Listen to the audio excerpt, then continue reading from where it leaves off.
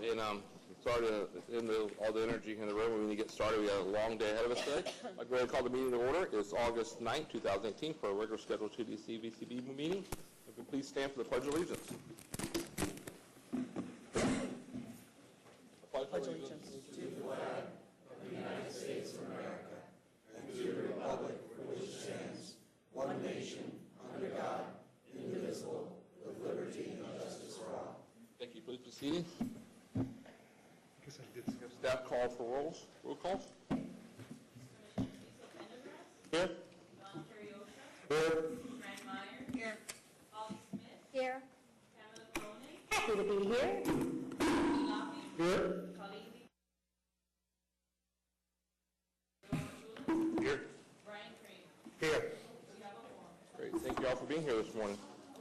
If I could get a motion to approve the July 12th, 2018 TDC minute. So moved. Second. We have a motion by Council Holly, okay, and then also by second by Fran. Any discussion? Any corrections? Any objection? No objection. Motion carries. At this time, we're moving to public comment. At this time, I'd like to have public comment from anyone at this time. You have 3 minutes. Just come to the podium, please.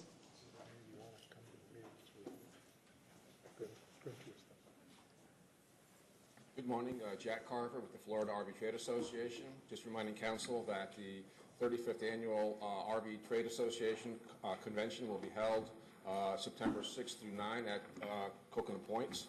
And we expect people from throughout the nation to address issues relevant to the RV industry as well as our state and local events going on. So it should be a great weekend. If anybody's interested in attending, I know I've talked to Tam about getting some materials about our area. If anybody's interested in attending, please let me know and make sure we get you a slip. Thank you. Thank you. Does that replace the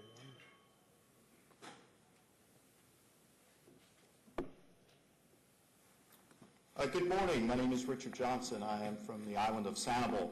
I represent Bailey's General Store, Island Inn, as well as some other businesses. First and foremost, I would like to say thank you, Mr. Pendergrass, for the excellent work that's been done this week with the second declaration of emergency. We very much appreciate that. I'd further like to talk about the economic and ecological disaster that's going on. I know that the folks sitting in the room here recognize that and fully appreciate that. I would like to impress upon you the catastrophic nature of what's going on today. I don't represent just my business, Bailey's General Store, today. I represent a family legacy. Fourth generation sitting in the audience with me today, we go back 118 years. And in this 118-year period, we've never seen anything like this that we're facing today. Maybe with one exception.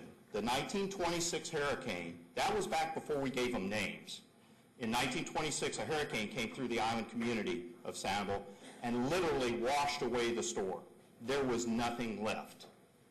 That's the only thing in my past and that of my father-in-law and his brother, talking to them, I can recognize this severe. We are today experiencing retail drop in sales of up to 30% there in the store. In the grocery business, that's catastrophic. That is absolutely catastrophic. Visiting with other island businesses, I also sit on the board of directors of the Island Inn. I met with Chris Davidson yesterday before I came in today, and we're seeing just this week close to $100,000 in refunds going back to guests that are choosing not to come stay with us. And those are dollars that won't come to Lee County, won't get recycled, won't support our tourism business, won't go to my store, won't go to the Shell Museum, won't go to other retailers. Speaking of retailers, I spoke with one last night. He's had 3 zero-sale days in a row. It's a relatively young business when compared to mine. He's only been here for about 12 years. But he's had 3 0 days. No sales whatsoever. That hasn't happened since the Gulf oil spill. So what I'm asking for today is, number one, thank you very much for what you did, what you've done.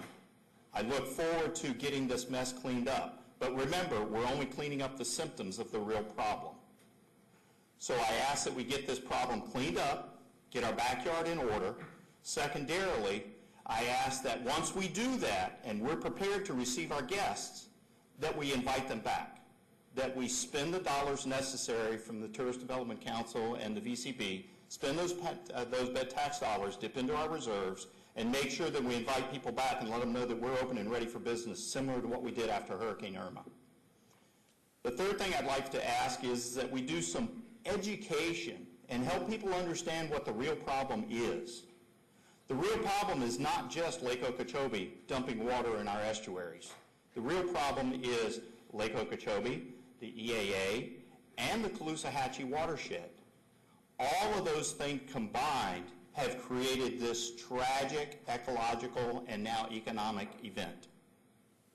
The blue-green algae and the red drift algae and the devastation of our once pristine beaches of Fort Myers Beach, Sanibel, Captiva, all up and down the East Coast. I recognize we're responsible here for Lee County, so we have to deal with that. But we need to help people understand what the real problem is. We need to have consistent messages and call to action so we can get people to understand what the real problem is so we can get the problem resolved. The analogy I'll use is one that young Chris Davison mentioned to me this week, is people are handing us buckets and towels. We need to fix the hole in the roof. The hole in the roof is all that dirty, nutrient-laden water coming into our coastal waters.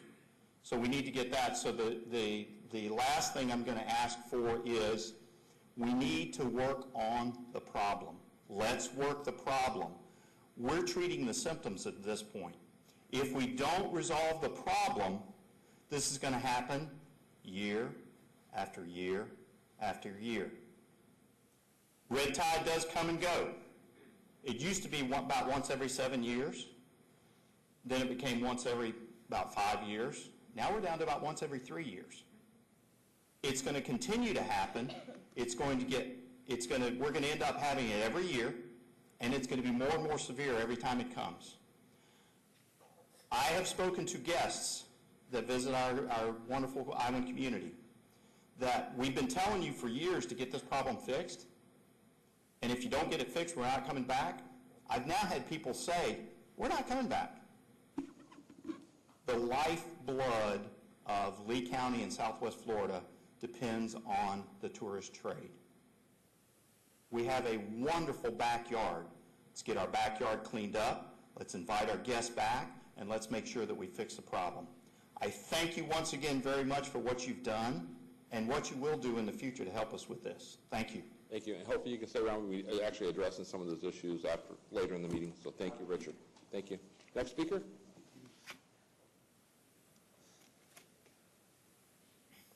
Good morning, everyone. My name is Michael Flanders. I'm the new president and CEO of the Edison Ford Winter Estates. I'd first like to thank you for your continued support in what we do and thinking of us to be a part of the Lee County team. And we look forward to diligently working with everyone starting today and on into the immediate future as the Estates puts forth another grant for this coming year. Just a little on the personal side, as an architect for 34 years, I've been involved with many preservation projects in Lee County, especially in this unique downtown. And also, I'm a preservationist, no doubt about it. But I also believe if you work hard enough, the future can be as good or even better than the past. So you can be a preservationist, but you also need to know how the future can integrate with that. And that's one of my philosophies that I'm going to instill in the estates as the CEO. In a past job I had across the street, I helped lead a government to adopt master plans and then follow through with construction results such as a 14-city block improvement of $50 million worth of streetscape. Now it surrounds this downtown and where we are this morning. I bring this direction to the estates, where we have recently started reconstructing a master plan that's been on the shelf for many years to finally move forward with constructing amenities to further enhance the visitors and citizens' experience in the fields of history, invention, imagination, and botanical knowledge. We're moving that master plan forward. Over the next few years, we at the Estates are really excited to join hands and run parallel with the effort and energy of the TDC to bring more visitation and dollars to Southwest Florida. we will accomplish this. And again, I thank you for letting me speak today, and I'm here if there's any questions later in the meeting. Thank you so much. Good luck. Nice to see you again, Councilman. Any other public comment at this time?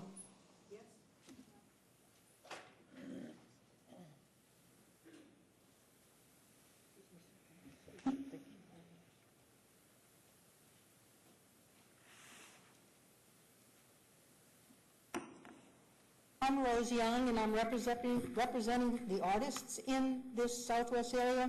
We believe that we need to do exactly what he said and change attitudes of people by getting children, by getting adults to show in art terms what can be done and how individuals can do it.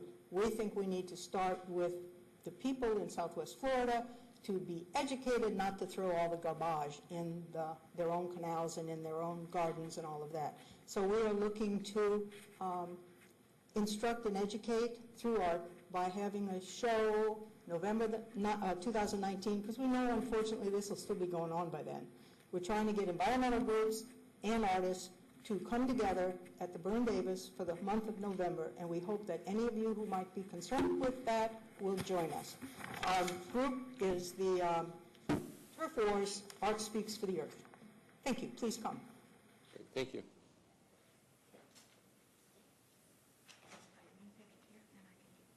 Hello, folks. My name is Lydia Black, and I'm the Executive Director at the Alliance for the Arts. It's so nice to see you. We appreciate your service and the work that you're doing, both for the water quality issues, but on a bigger picture, also the work that you've done in continuing to support the arts marketing grant dollars. We know that it's on the agenda for today. I'm here with a group of arts and cultural organizations, the Southwest Florida Symphony, the Gulf Coast Symphony, Florida Rep, Art Fest Fort Myers, and many others in the room, and just wanted to express our support or our appreciation for your supports of our arts and marketing grant dollars. I also wanted, on a personal note for the Alliance for the Arts, as you drive by, you'll notice that we're starting our $1.7 million campus enrichment project. So we are hoping not to stop traffic on McGregor, but we are very excited to be putting in some new streetscape, lighting, signage, and a public art piece, and so you'll see us starting work then, and we're excited to work with you to better improve our campus so that we can serve more tourists and residents alike. So thank you. Thank you. Any other public comment? Okay, we'll close public comment, go to municipalities to be heard. Any municipalities here?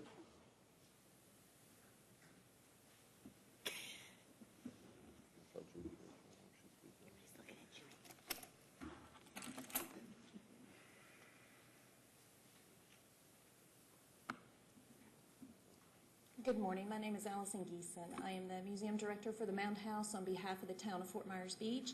Unfortunately, the mayor of the town of Fort Myers Beach and the town manager were unable to attend today, but wanted me to come and first thank you all for all that you have done for the town and our community here in Southwest Florida. I wanted to give you a little status update about how the town of Fort Myers Beach has been, dealing with this crisis. So far, about 71 tons of fish have been removed from the beach with a cost of over $173,000. The projection accrual with an additional $102,000 in order to keep our beaches clean and safe as much as possible. The waiver of the pool fees and parking fees have tried to encourage visitation. That is something that was done to try to minimize whatever negative effects that we have had. We just want you to know that we'll continue to take initiatives to help minimize this, and we really thank you for all your support, and I just wanted to let you know that today. Thank you. Great, thank you. Any other municipalities? No. Okay. Thank you. We'll move on to the next item, which is a report of the Sports Development from the Executive Director, Jeff Wilkie.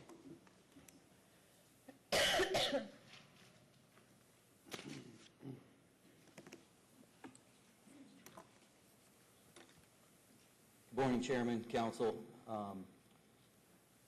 Happy to be standing before you today. We're going to talk a little bit about our April, May, June numbers, just trying to continue to keep the positive message going in our community, that we're still open for business and that we've got some good things going on out there. You'll remember in January, February, and March, rarely do we hit historical numbers, and in January, February, March, we had set all-time highs for those 3 months. And a lot of it was due to the hard work of our sales team and some interesting events that had come along. We talked to you a little bit about the figure skating event in January, some things that we had going on in February and March, and I'm happy to say that April continued that trend. We set a new April record with 10,000 hotel room nights, mostly because of the Florida Pepsi Youth Bowling, and we'll talk a little bit about bowling in a second. I think Gary Ewan is in the room somewhere. Gary was helpful in getting that event to our community. And, these bowling events, people chuckle about them a little bit sometimes, when they talk about sports events, but they really, really move the needle in our community, as you'll see when we go to May. We also have worked really hard to bring FYSA soccer back into our community.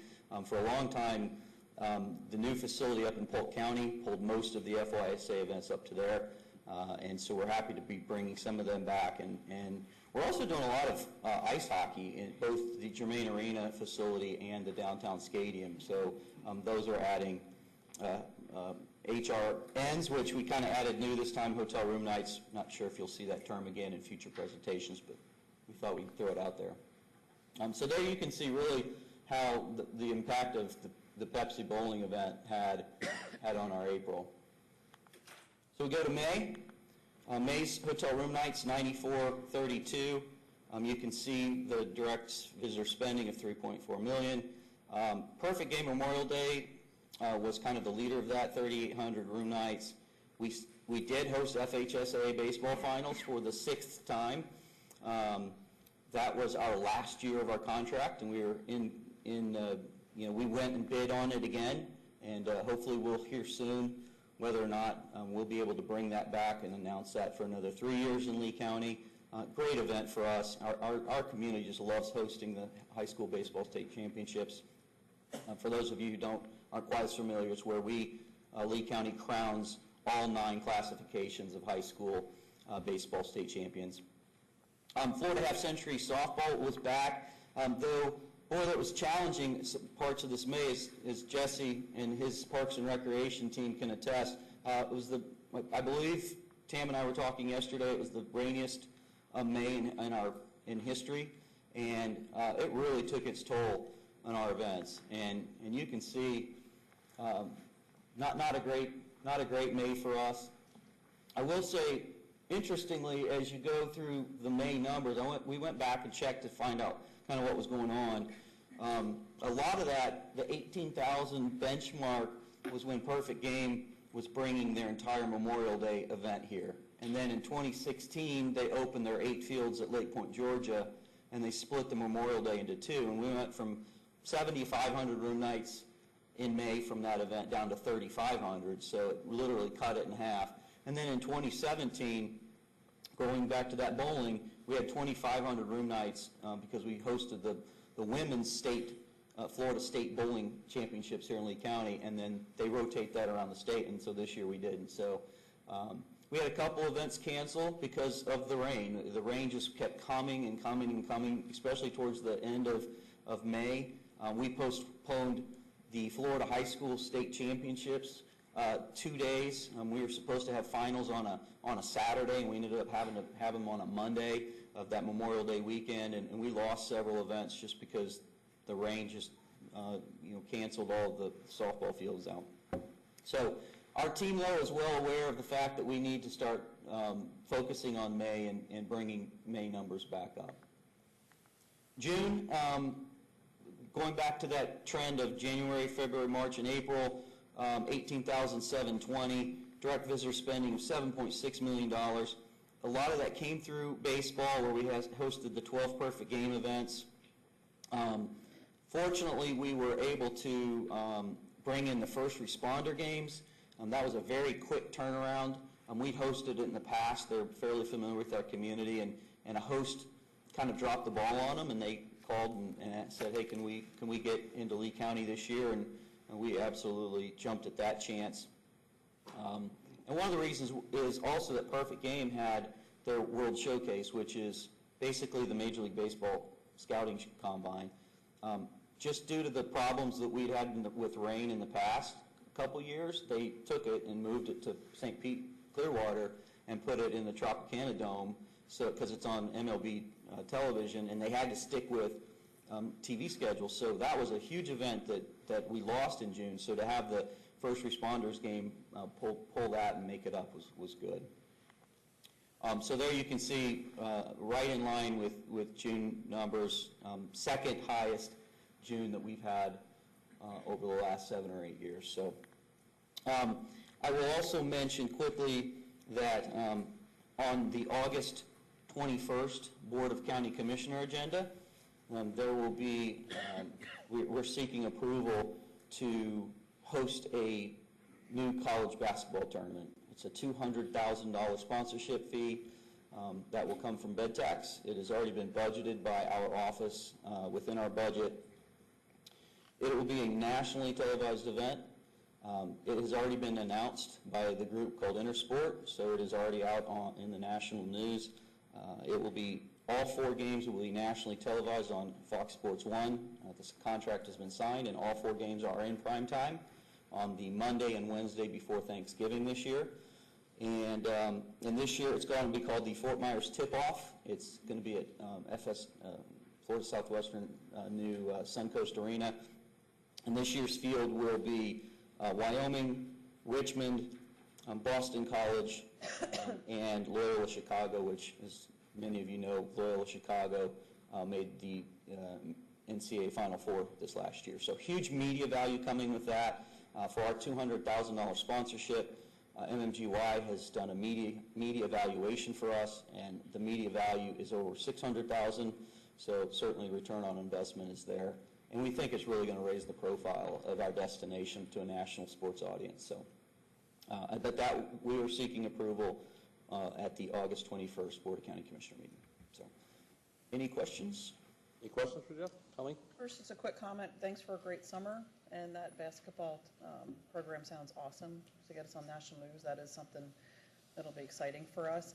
But the first responder game, since we took care of them, do you think they'll come back, or do they kind of move that around the state? Well, they've got a commitment. Gary? He's hiding behind the... They have a commitment for next year, correct? Yeah, so we're in negotiations with them, but they are already committed somewhere for next year for sure. Thank you. Great. Any other questions for Jeff? Great. Thank you for the great presentation. Good job. Next, we'll have the report of the Executive Director. Tamara, you're up. All right. Before I get started, I want to say thank you, Jeff, for the tip-off, because it's both Boston eyes and Chicago eyes, so we're thrilled with that. We're very excited about those 2 teams participating, and certainly that's one of our goals with that program and working with Intersports is to try to get some of our key markets so that we get some eyeballs on our area from those key markets. So we're excited about that. Second, I want to introduce officially Brittany Bremer. Brittany, will you stand up? I read her bio to you a couple of months ago, but she hadn't been able to join us at a TDC meeting until now. Brittany works with the Visitor Services team out at RSW, so please give a warm welcome to Brittany.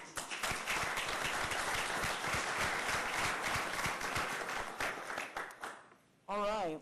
I have very good June news. I'm looking at these numbers and wondering when we're going to see double-digit bed tax increases again. But bed tax was up 11.7% for June. And that brings our year-to-date total at 8.6%. So really healthy year so far. June Star Report, 3.8% increase in occupancy. ADR was up 4.6% for a RevPAR increase of 8.5%. Passenger traffic at the airport, 546,159 for the month, up 3.4%. And year-to-date, more than a 5% increase at 5.5 million. So it has been a strong start to 2018, and I think we're going to need that strong start to 2018. Now I would like to ask Clayton Reed to come up and give a marketing trends update. Clayton, it's been a while since we had you. We're excited to have you back. You said update, but I get 30 minutes, right? Because I have 45 minutes of content. Sure. Now, you know how long you get. Give me this when you want me to leave. All good. On behalf of Elizabeth and the MMGY team, thanks. Yes, I haven't been here in a while. Thank you very much. First of all, I'd like to recognize, I think this is the first meeting I've been in where Renee's not been here, and that's kind of sad to me. I don't think I was here for his last meeting. Miss seeing his face there. And also, I know the elephant in the room, or maybe it's not so much an elephant, is about the situation currently.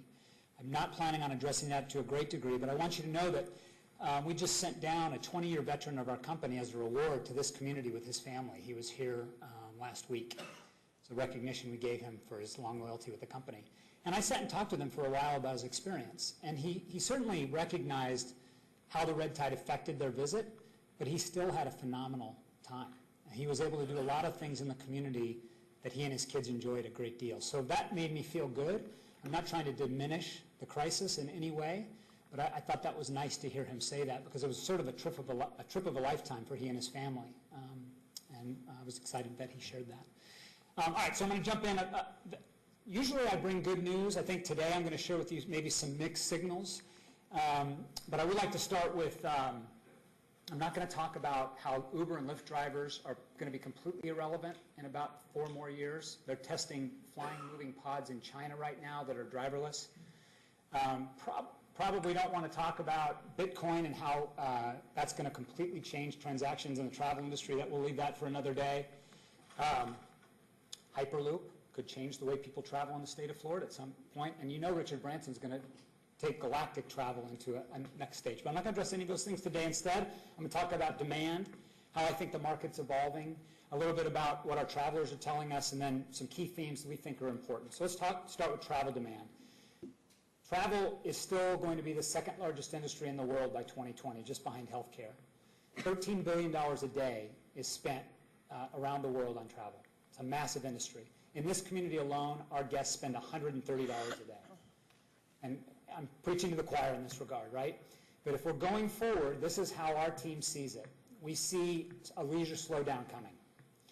We see commercial strength on the business and meeting side, and we definitely see international demand very tenuous. And let me show you some underpinning numbers. This is a look back from 2007 for our forward-looking study we call the Traveler Sentiment Index. This has been pretty accurate since 2007 in terms of what the go-forward is for demand. In our most recent study, and over the last 7 quarters, we are starting to see softening leisure demand for the first time really in 11 years. How do we underpin that? One of the main questions we ask in our survey, it's the largest of its kind, is do you plan to take more vacations or fewer vacations in the next 12 months? And this is just looking at U.S. domestic travel. And we look at the delta between the more and the fewer as a benchmark. So you can see in our latest study, 21% said they're going to take more, 30% said they're going to take fewer. And this is what that delta looks like since 2012 and every other year. So this is for us concerning. And not necessarily just for this community, for travel broadly. We can talk more specifically about Lee County. But there, in our view, is going to be some softening leisure demand over the next 12 to 24 months. And there are a couple factors that are driving that. One is, this number, we ask, how important is price in determining whether you will travel or not? In 2016, 18% of people told us it was the most important thing. In 2017, 26% told us. And in our most recent study, 32% told us, which is a headwind economically for people's ability to afford travel. There are 5 major things we look at when we look at intent, and price is the most influential factor of those 5. So understanding that price sensitivity is becoming more important in the way people think about their travel needs. Now, contrast that or apply that to this backdrop. Commercial demand is up. The same question, will you take more business trips over the next 12 months or fewer? There is a 20-point delta for more. And again, look at that historically. We are at a high water mark for business demand. Why is that important? Because that means airfares are going to stay high. It means midweek hotel room rates are going to stay high. I would not be surprised to see RevPAR growth across the domestic U.S. industry next year. I would not be surprised to see airline earnings go up next year, but at the cost of affordability on the leisure side. Airfares will go up, and airlines will not put more planes in the air. They will continue to create compression, which will drive fares higher, which will exacerbate leisure affordability issues, in our view. Group market should be up next year as well. This is a stat actually from American Express. And we expect a 4% increase on group base for 2019. So again, a tailwind for commercial, but not necessarily a good thing for leisure travel. Then let's talk about international. This is a graph from U.S. travel. It goes back to 2000, and it looks at demand for U.S. long haul, inbound. And you can see all the way to the left, the 16.9% is just prior to 9/11. And you can see what's happened since. And we start a steady rise into 2015, 2016. You may be aware that there's a controversy right now in the U.S. government and the way the government has been counting inbound visitors. Turns out the numbers have been wrong. Commerce Department made mistakes in the way they were collecting that data. There's still a reconciliation going on there.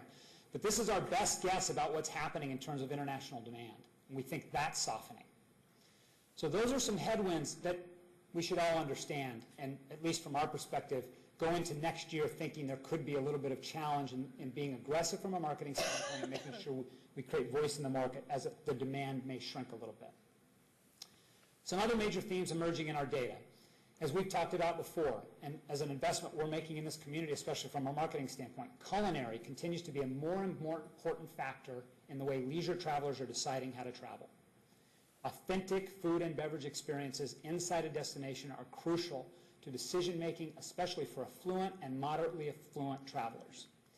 For the first time in 5 years, we're seeing interest in taking road trips by car long haul rising. This could be a symptom of higher airfares. I can't tell you that for certain, but I can tell you in the data we're seeing people say they want to take more trips by car than they have in 5 years. And this idea of customization. You can create your own watch face on an Apple Watch. People want to create their own travel experience. They want to make it very custom. This interest in doing curated travel is on the rise, and something we're seeing in our data as a major factor, which also plays to our benefit a great deal, I believe. You might remember I showed you this guy when I was with you last time, the stereotypical millennial traveler.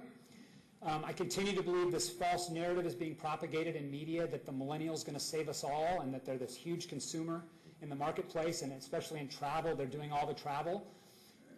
Two things about that. One, and I shared this stat with you last time, millennials as a cohort are worth 50% of what baby boomers were worth at the same age. They're not holistically wealthy or affluent like might be suggested. That's an important marker to understand that they're not all the same. There's a big gap between an 18-year-old and a 34-year-old. There's a lot of difference between people who are in the same cohort of millennials, the way they behave, the way they spend, and most importantly, the way they travel. Like if I compare Justin Timberlake in his early days boy band to Justin Timberlake when he was starting to host Saturday Night Live to Justin Timberlake as a father. He's a millennial in all three of those cases, but I promise you he was a very different person at every stage of his life in that, and that's how we have to think about millennials. They're very, very different. And they're influential in pockets. This notion that they're the avocado toast generation, that they'll spend a lot of money for expensive appetizers, is just not right. There are pockets of millennials that are incredibly lucrative for us in the travel space, but there are many that are irrelevant. And so understanding which millennial groups to focus on as we want to bring younger visitors to our county is really important and a part of what the VCB is doing. I'm really focused on that. The truth is, the most lucrative market is millennial families. They are the highest spenders of the millennial cohort. They tend to be older, they have young kids in the household, and guess what? They're starting to look a lot more like their parents looked like before them. They take short-haul trips regularly. They're interested in kids' activities. They spend in the same ways.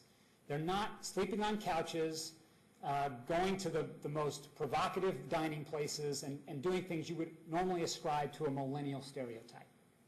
And we're doing very well with millennial families. And before I leave stereotypes, make sure you understand that Generation Z is coming right behind Generation X, or Generation Y, and they're now being called screenagers. That's the stereotype where these people will not read any long-form content. They only have their heads in their phones all the time. They don't trust authority. All those stereotypes are now being applied to this group that's between the ages of 2 and 17. So we can look forward to all the media stereotypes around that. The truth is, people travel in patterns. When they're young, they're investigative. They're not sure. They're not loyal, not because they're not loyal people. They're not loyal because they haven't created loyalty around anything. They haven't lived long enough or done enough to create loyalty, right? Then they move into what we call the figuring it out stage. They're starting to have predictive patterns. They have foundations. They find tastes that they enjoy. They actually become more loyal. Then they might have family. They might be attached to those families and the behaviors that are attached to those families. And guess what? They come full circle as they get older. We find that matures, still an incredibly valuable market for us especially, but for travel broadly, begin to behave more like the stereotype of a millennial. They go places they've never gone before. They become more adventurous. They do things that you would not normally expect them to do. And when we had this debate internally with the VCB and with our own team about whether we should be pursuing an older traveler, we absolutely in a full-throated way say, yes, we should. They still spend a lot, they have a lot of discretionary time, and our product is perfect for them. Some general truths about travelers we're seeing in our data. You know this. They're using social as a brand currency when it comes to travel. 1 in 4 people admit to posting photos of their travel on Facebook just to make their friends jealous. The experiences you share on social when you travel is all about bragging, right? And it's becoming more influential in the way travel decisions are being made. Travel continues to be frenetic. I'll show you a stat on this in just a minute. People say they want to go one place, they often go to another. Anybody want to guess the #1 dream destination for 25 years in a row in our study? Worldwide. It's been the Hawaiian Islands every year for 25 years. But they don't get nearly the market share that a lot of other places get because people say they want to go to Hawaii, but guess what? They go somewhere else. Loyalty's changing. I'm going to talk about this in a minute as well. Travel agents, bricks and mortar travel agents, I've talked to you about this in the past, are continuing to grow in influence. Believe it or not. And this goes a little bit to our issue here today with algae and red tide. People will alter their plans based on short-term incidents. We as a company have dealt with Zika virus in the cruise industry in the Caribbean. We've dealt with Ebola in some of our African destinations. We've certainly dealt with terrorism acts, for example, in Egypt where we've done some work. What we find is it does affect short-term behavior, but does not affect long-term behavior. I'm not going to pretend to apply this to this situation. This situation is unique, but this is an interesting chart for me. This is a look at people's perception of travel safety since 2007. And look at all the ups and downs until the last, basically, 5 quarters. For our research team, this says to us that people are beginning to accept that things happen. This moderation of no more ups and downs. I could actually, if we had the time, take you through where those ebbs and flows are based on specific things that happened. Pulse Club night shooting, the attacks in Belgium, the attacks in Egypt. I could show you those things on these plot lines. A number of things have happened in this flat line that haven't affected perception of safety, which we find very interesting. We have found, for example, with Zika virus in the Caribbean, that was about a 3-month blip for the cruise and Caribbean industry. We have 4 major clients in the Caribbean. All 4 are saying their business is completely back from where it was from when they had the Zika scare. So I don't know if you take that as encouraging or not, and again, I'm not trying to apply that to our situation specifically, but I thought I would share it. Our team, Elizabeth and Kim and the group, are actively engaging at the VCB's direction people online and social media about what's going on. We all agree that transparency is good, engaging actively our travelers is good, and making sure they understand the situation. We want to frame the narrative, and we are doing that actively on social media. And I've looked at a lot of it, and I feel very good about, we have a really nice customer. And I know we have issues and people are concerned, but they're being rational, at least in the discussions I've seen, which is really good. Some additional opportunities we're looking at we think are important for this community. The rise of business and leisure as we call it. 58% of business travelers say they will make plans for a leisure stay as a bolt-on to that business trip. To me, that is perfect for Lee County, because we are a known leisure destination with business. With companies like Hertz moving into the community, we have a strong commercial market. We can encourage people to come during the week for business and stay for after. It's interesting because in our study, almost 1 in 4 people admits that they schedule a business trip after they've chosen a leisure trip to justify the trip. So think of them as you would, but literally they're bolting on a business trip to a leisure decision. which I think is really interesting. We call that leisureness in the office. Next opportunity, disruptors. We in the travel industry are constantly faced with disruptors. Here are a few, whether it be Love Home Swap in the timeshare industry, Seatfrog, which is doing new last-minute first-class upgrades in a digital environment.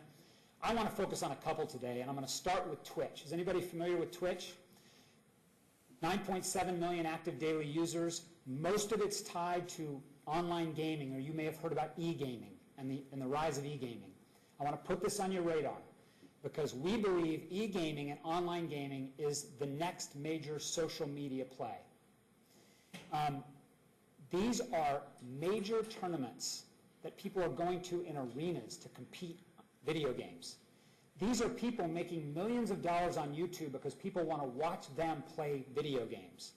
This is a market that is becoming very influential, and if you think it's just 18-year-olds eating Doritos in the basement, you would be wrong.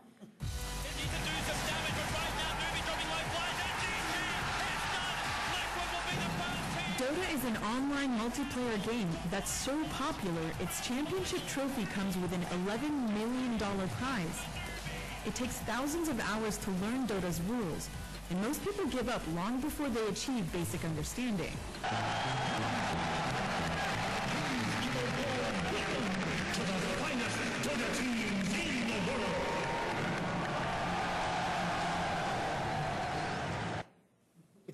It's real. Trust me, it's real. The data, the usage, the daily users on this kind of content is off the charts. You may have read there was recently an E-League NBA draft where real NBA players sponsored E-League NBA 2K teams, and they had a draft of video game players who were paid to come onto these teams. So there's a lot of money floating around e-gaming, and I think it's an opportunity from a marketing standpoint at some point. It's a little early in my view for this community. We've got some other clients who are getting into it that maybe it makes a little more sense, but at some point, I think it's something we'll be talking to Tam, Brian, and the team about. You all know that mobile is continuing to be incredibly disruptive. You check your phone on average 150 times a day. My 3 kids check their phones on average 1,000 times a day, right? I mean, it is invasive. People scroll through 300 feet of content a day on average on their phones. Average engagement time, 6 seconds. 6 seconds. So that's how much time we have to get somebody's attention.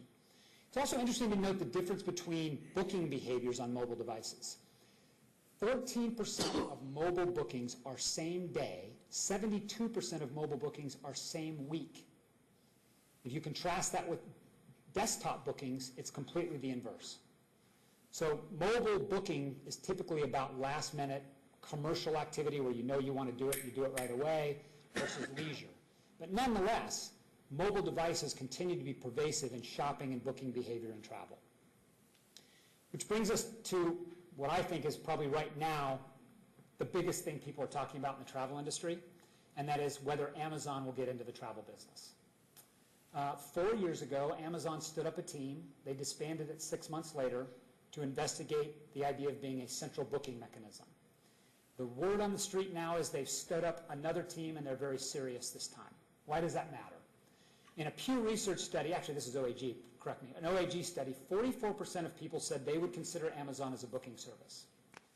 Why is that important? Amazon changes industries. I don't know if you've seen what's happened in pharmaceuticals since Amazon bought PillPack, but they've carved out billions of dollars in market cap from traditional pharmaceutical players, pharmacies, online pharmacies. They have the ability to connect Amazon Prime members with programmatic data that tells them more about you than anybody else, with the ability to provide inventory at a lower cost than other third parties. I would not be surprised at all if by the end of next year, Amazon launches a major travel platform that curates travel experiences. So instead of going to an Expedia and shopping and doing the typical OTA experience, Amazon, like they do with a lot of other things you shop for on Amazon, will begin serving up very specialized, curated, customized travel opportunities as packages that you can book at a price below where you'd see it elsewhere.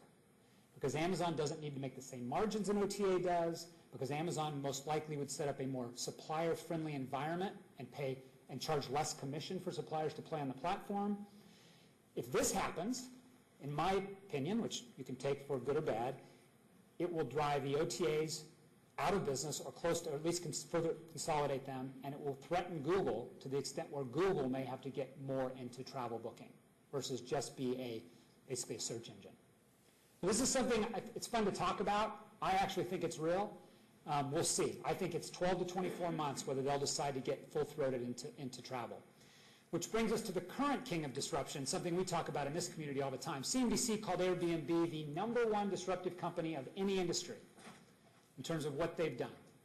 We know that every 1% of inventory growth in shared accommodation drives 0.25% of revenue out of the traditional hotel industry. I'm sure there are a lot of us in this room who hate Airbnb. The truth is they have over 4 million listings now on the air. Just Airbnb. I'm not talking about HomeAway or VRBO. I'm talking about Airbnb. 4 million listings, which is more than the 5 biggest global hotel companies combined. So Airbnb is a major player, and they've done something that for some reason couldn't be done. I mean, VRBO has been around for 40 years. They created a system of trust that people are buying into, and now they have a lot of money to spend on marketing. This is a look at searches online for a couple OTAs, a hotel company, and Airbnb over the last 6 years, almost 7 years.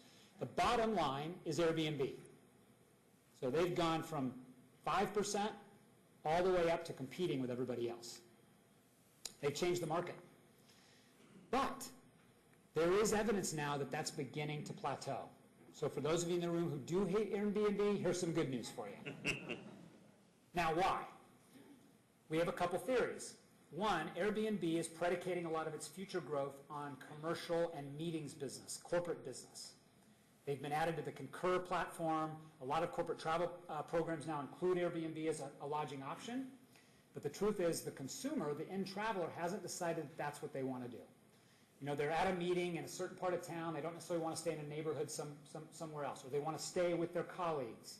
So we've actually seen this now, as you can see over the 18 and what we're predicting in 19, as a flattening for Airbnb. So good news, bad news on Airbnb. Last opportunity, and this is where I think we as a community are doing a great job. The idea of connecting a unique brand to data to create loyalty.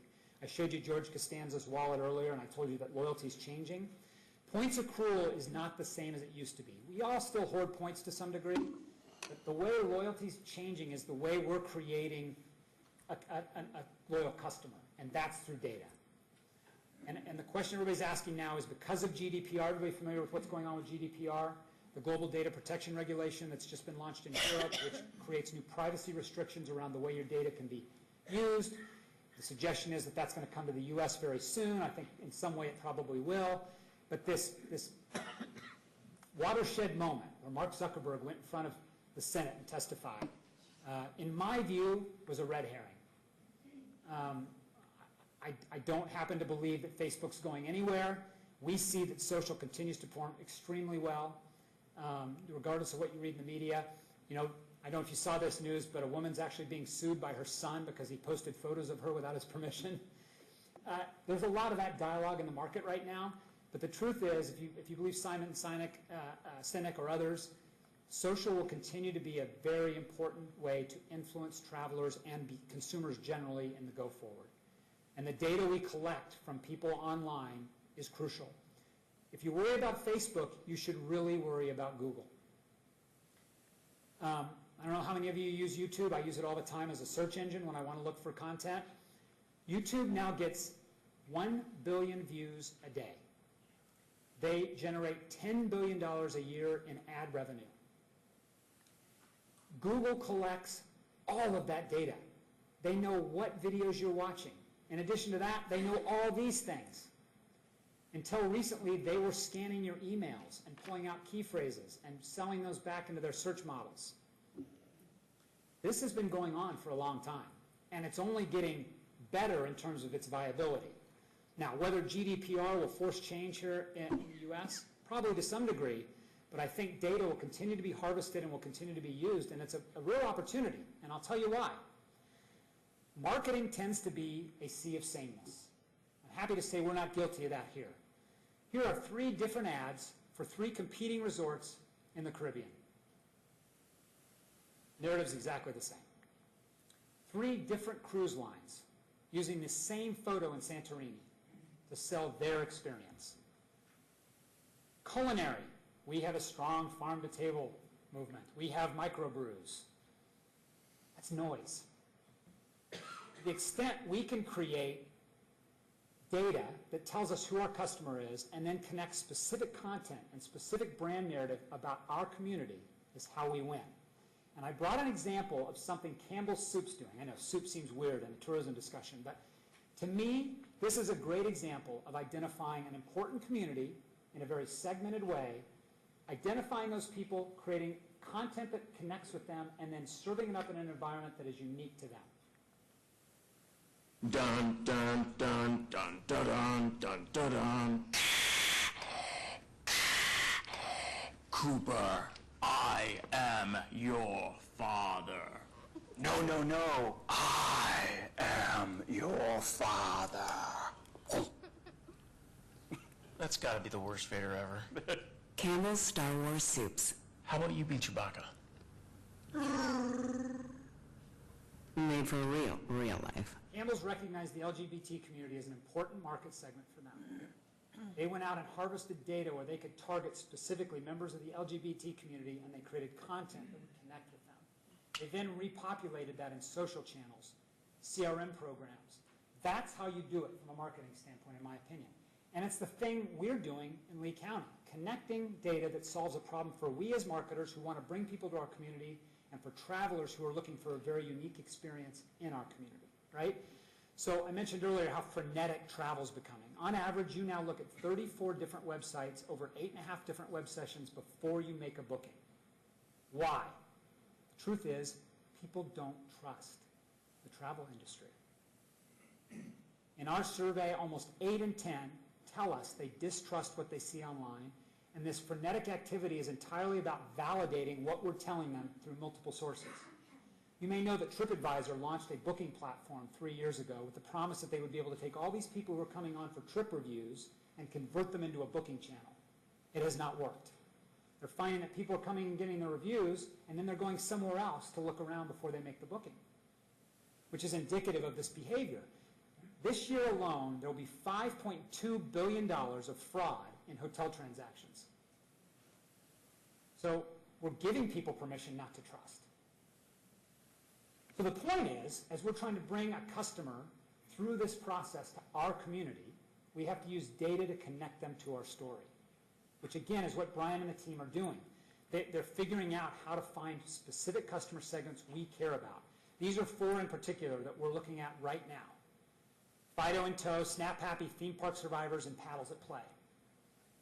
Characteristics of travelers we know connect to the product we have. Segmentation we can connect in through data to identify these people and tell a story that gets them to come. So I'm going to give you one example around paddles at play. This is the paddles at play segment. They're all active couples across every age group. That was criteria number 1. And 87% of them want to participate in our water.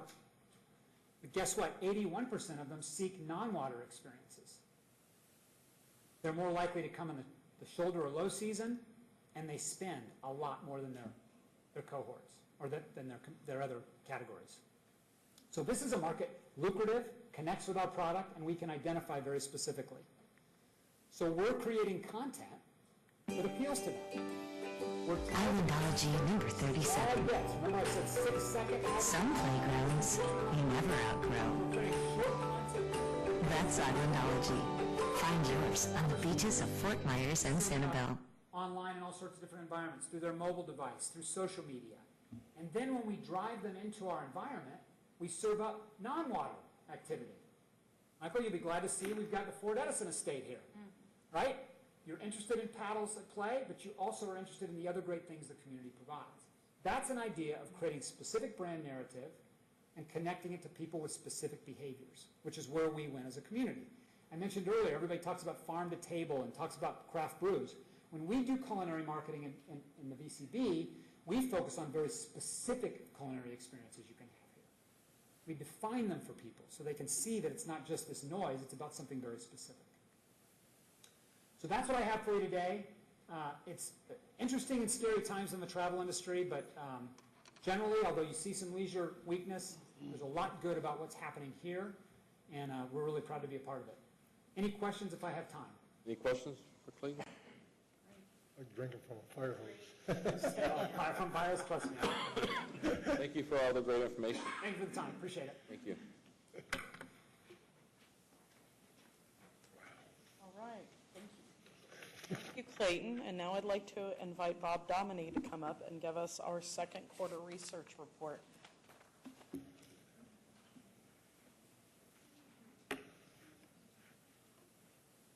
If I look a little bit like I was running, I am, because Tam told me I have 7 minutes. So I'm going to, this morning, first of all, thank you for having me back again to talk about the spring season.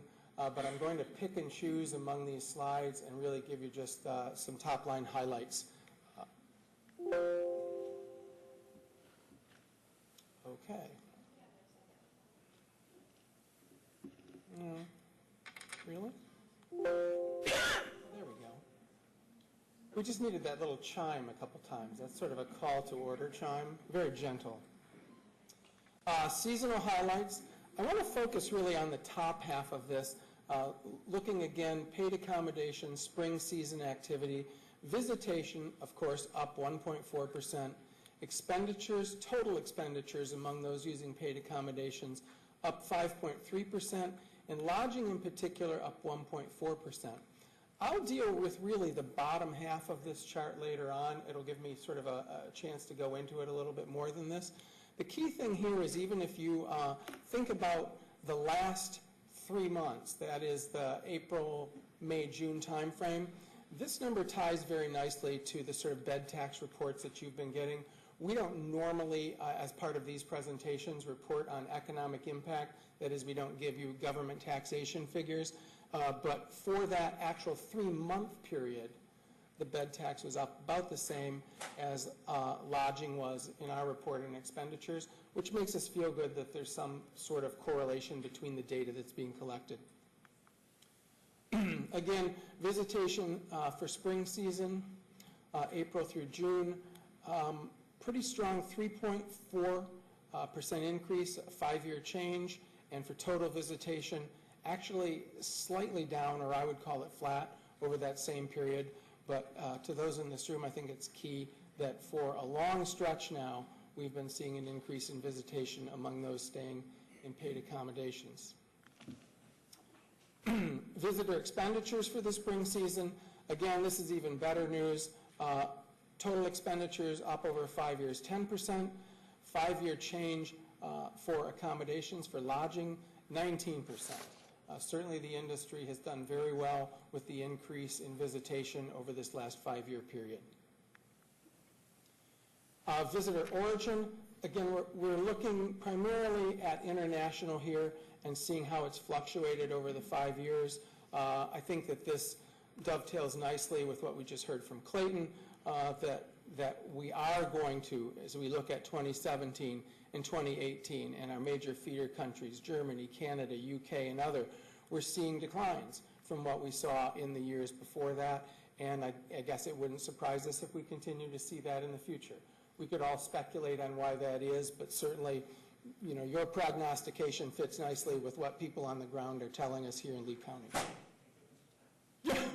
Well, I'm the guy who's saying thank goodness for that. Paid accommodations, domestic visitor origin. Again, I will not tarry on this slide. For the spring season 2018, Boston and Chicago, and how nice it is that we have this sporting event, the basketball tournament, coming with a team from Boston and a team from Chicago to reinforce major feeder markets from the Northeast and the Midwest.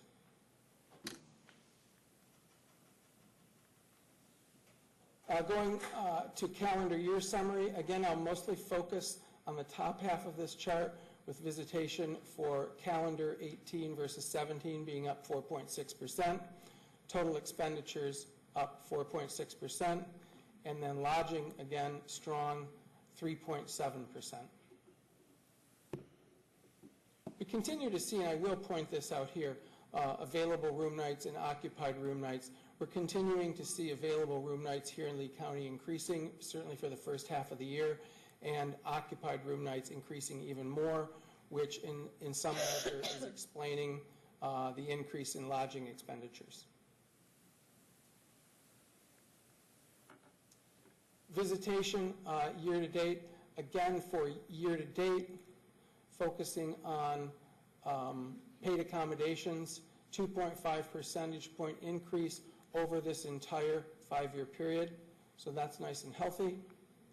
Visitor expenditures, again, for the 5-year period, looking at paid accommodations, we have a 17.5% increase. So we saw that the spring season was strong, and we see year-to-date continues to be strong in a 5-year period of continual growth, which I think fits nicely with what you all believe you have seen.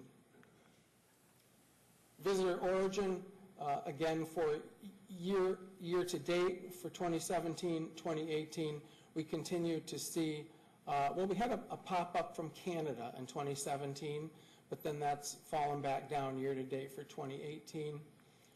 Germany continues to lag behind the high of 2016. UK continues to disappoint. So, and then paid accommodations, domestic visitor origin for year-to-date, Minneapolis, Boston, New York. Somehow Chicago falls down just a bit on a year-to-date. Looking basically just at the regions, Midwest continues to be strong.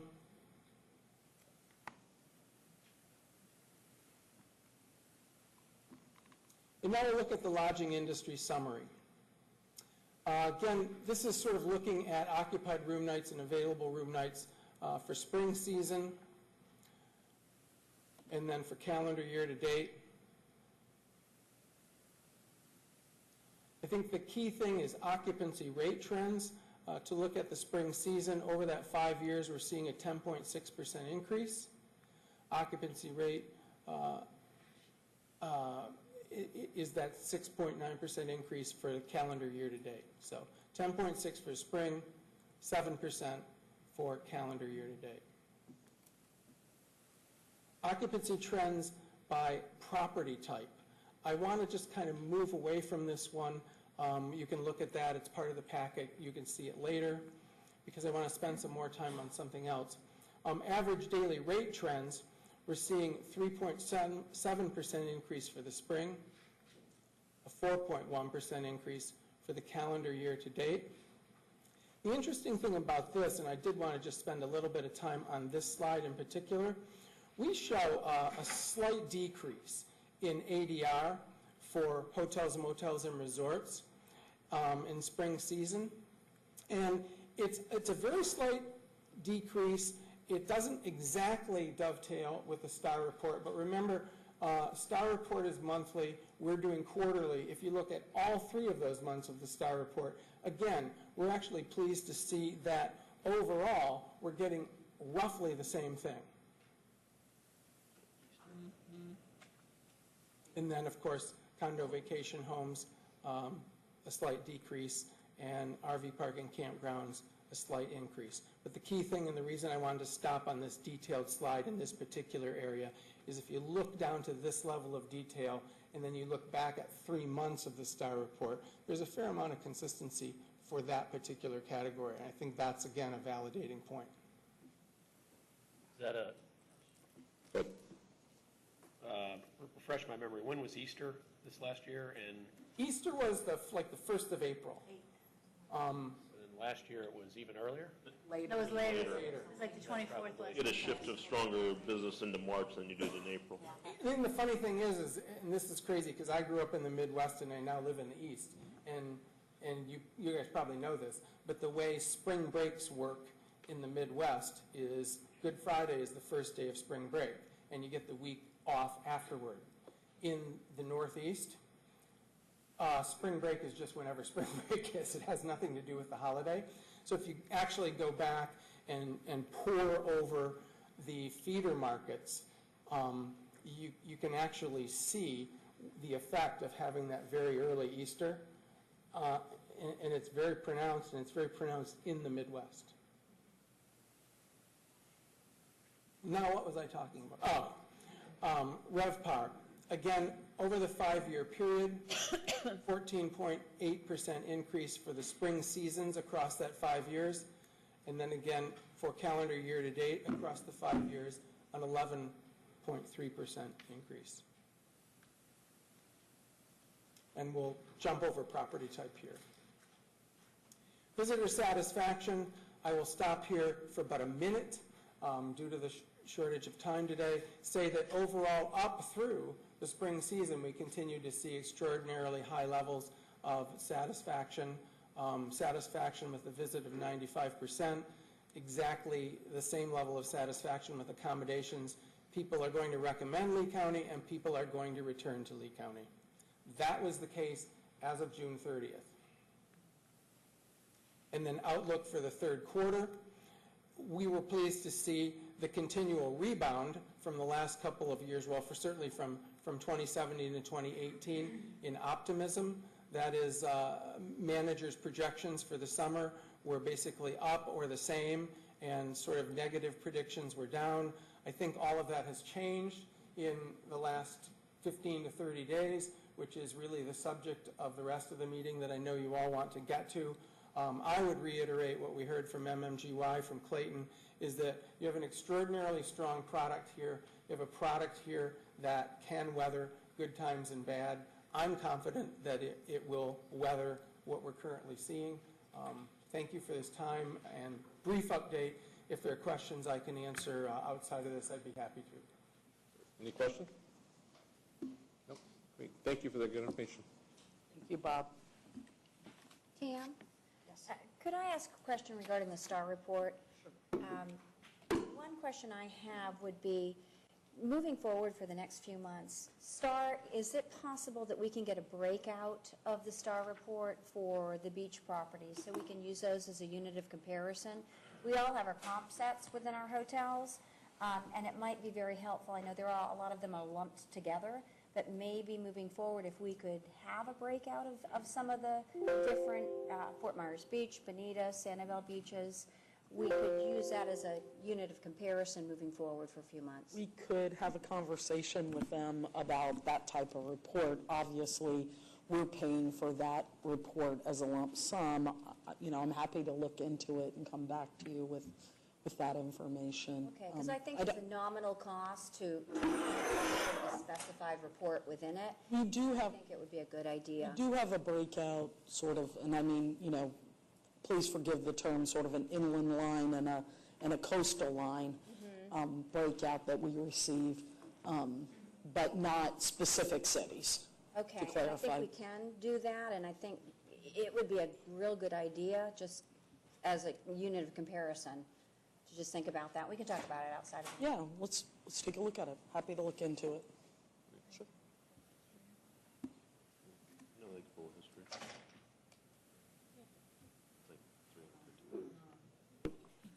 Too soon. Oh, I'm sorry. It's okay. Not yet. Okay, thank you. Any other questions about the reports? Good, we're on to new business on water quality issues. Camera, or you want to go, Roger, with this? Yeah, thanks, Mr. Chair. Introduce the county manager. Thank you. Good morning, everyone. We'd like to talk with you for a few minutes about the crisis that we're all dealing with, algae bloom and, of course, red tide. I don't think we need to describe for you the effect that that's having on us locally. So we'll just suffice to say that in early July was when the governor issued his executive order declaring it to be an emergency, which triggered some actions that, including making available a $3 million grant through the Department of Environmental Protection for 7 counties that are most affected. I'm going to ask Glenn Salyer, who has taken point for our team on capturing those grant dollars and putting in place all the actions that we have taken so far. When Glenn finishes, we'd like to talk a little about future marketing, and then we can answer questions and have whatever conversation is necessary. So, Glenn? Thank you, Roger. Mr. Chair, there is a lot to talk about, so somebody stop me if I just go too long here, but Clearly, there's been a great deal of coordination amongst lots of people. So our Board of County Commissioners has engaged with the mayors of all the municipalities. Roger's been in close contact with his counterparts. And of course, our staff has worked with not only the cities, but state agencies as well. In fact, just yesterday, we had a rather large meeting with FWC. The executive director brought his entire senior team. We also had Drew Bartlett, Deputy Administrator of DEP, and that's how it's gone for the last 3 weeks almost now.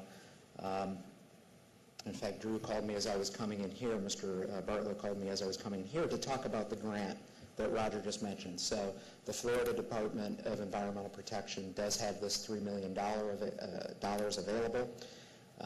We were able to secure a $700,000 grant for blue-green algae cleanup, and no sooner did we get started on that than, of course, red tide was blown onto our shore, and then, of course, we started experiencing red drift algae in addition to that. So it is pretty unprecedented to have the 3 events all at the same time in this severity. I'm going to talk about them as separate events because the blue-green algae, after all, is a freshwater species, the red tide being saltwater. So while there is some overlap, perhaps in causation, the science isn't there to really spell that out in detail. So they are largely separate events, and I'll talk about them that way. Where we stand on the blue-green algae is that we've used the $700,000 grant to implement what is a test program. And we emphasize repeatedly that it is a test. No one in Florida that we know of, no one that DEP knows of has really collected this sort of algae and byproduct on the industrial scale that we're talking about. Demonstration programs have been run, but we're the largest project to date. We started in Waterway Estates, and we've cleaned some canals, we've cleaned Paradise Marina, and then we moved to Cape Coral. And Cape Coral probably is the hardest hit area in the county, and so that's where we've been for the last few days, and that's where the crews are, as a matter of fact, right now as we speak. We've collected about 20,000 gallons of material a day during the course of this test run thus far. That doesn't necessarily mean a whole lot to you right now, and until we have more results to report, it's hard to translate. But suffice it to say, we clean up roughly 2 to 3 canals a day, or 1 marina a day. That's typically how that goes. The Cape Coral Yacht Club was taken care of yesterday. Wednesday largely, but they'll finish up this morning. So the next stage of that project involves processing that material and then disposing of it. And I want to talk about that just a little bit because we are inundated with vendors who are offering to come, quote unquote, clean the waterways of the algae, and really what they're talking about is scooping it up. Well, I have to tell you, while that's complicated, that's the easy part of the equation. Processing this stuff is really complex, time-consuming, and expensive. And so that's the phase we're moving to now. We have an entire mobile treatment unit set up. We are testing 3 different processing methods. And as we go through the weekend and into early next week, we will be getting test results to better understand which of those methods to use going forward. I'm not really sure what more to say about that. I'd be happy to answer any questions that you have. Perhaps before we do that, we'll just slide into the red tide conversation, which I think from a tourism standpoint is the bigger topic. So you all are intimately involved in this. Just to kind of recap events as they've happened, we all, meaning the county, the municipalities affected, have been cleaning our beaches using in-house staff. And we've been doing that for some time, probably since July 29th. Subsequent to that, we've all engaged Crowder Gulf, which you'll recall was also our debris removal contractor post-Hurricane Irma. We've all engaged them to help with this effort as well. They started on Fort Myers Beach on July 31st, then started on Sanibel August 1st, started with the county August 2nd. There's a whole lot we can talk about within that, but the short story is they've been helping us clean our beaches by augmenting our in-house staff. We've deployed boat crews to pick up fish out of canals, bays, you name it. And right now, where we stand is we have collected in total roughly 1,220 tons of fish kill and related materials. So 1,220 tons is where we stand. I will tell you there's a great deal of sand contained in that material. And some of what we want to talk to you about is emergency beach cleanup funding, where we stand on that, where we need to go, get some recommendations from you to pass along to the Board of County Commissioners. And part of that, we'll ask Jesse Lavender, our Parks Director, to talk about a mechanical rake that we want to acquire. And so I bring up the sand in the material because it's a very inefficient process right now, and we end up disposing of a lot of sand, which also costs money. And so he's going to talk to you a little bit about that and some equipment that can help with that. But nonetheless, that does give you some sense of the scope of this effort. I mean, that is a lot of material, clearly. So we've secured an additional $400,000 from DEP through the grant program to help with this expenditure. That's going to be just a fraction of what the overall total cost is going to end up being for this effort. So we are in discussions with them right now, as are our Board of County Commissioners and some of your mayors. We are in talks again with them to see what more state resources can be brought to the table.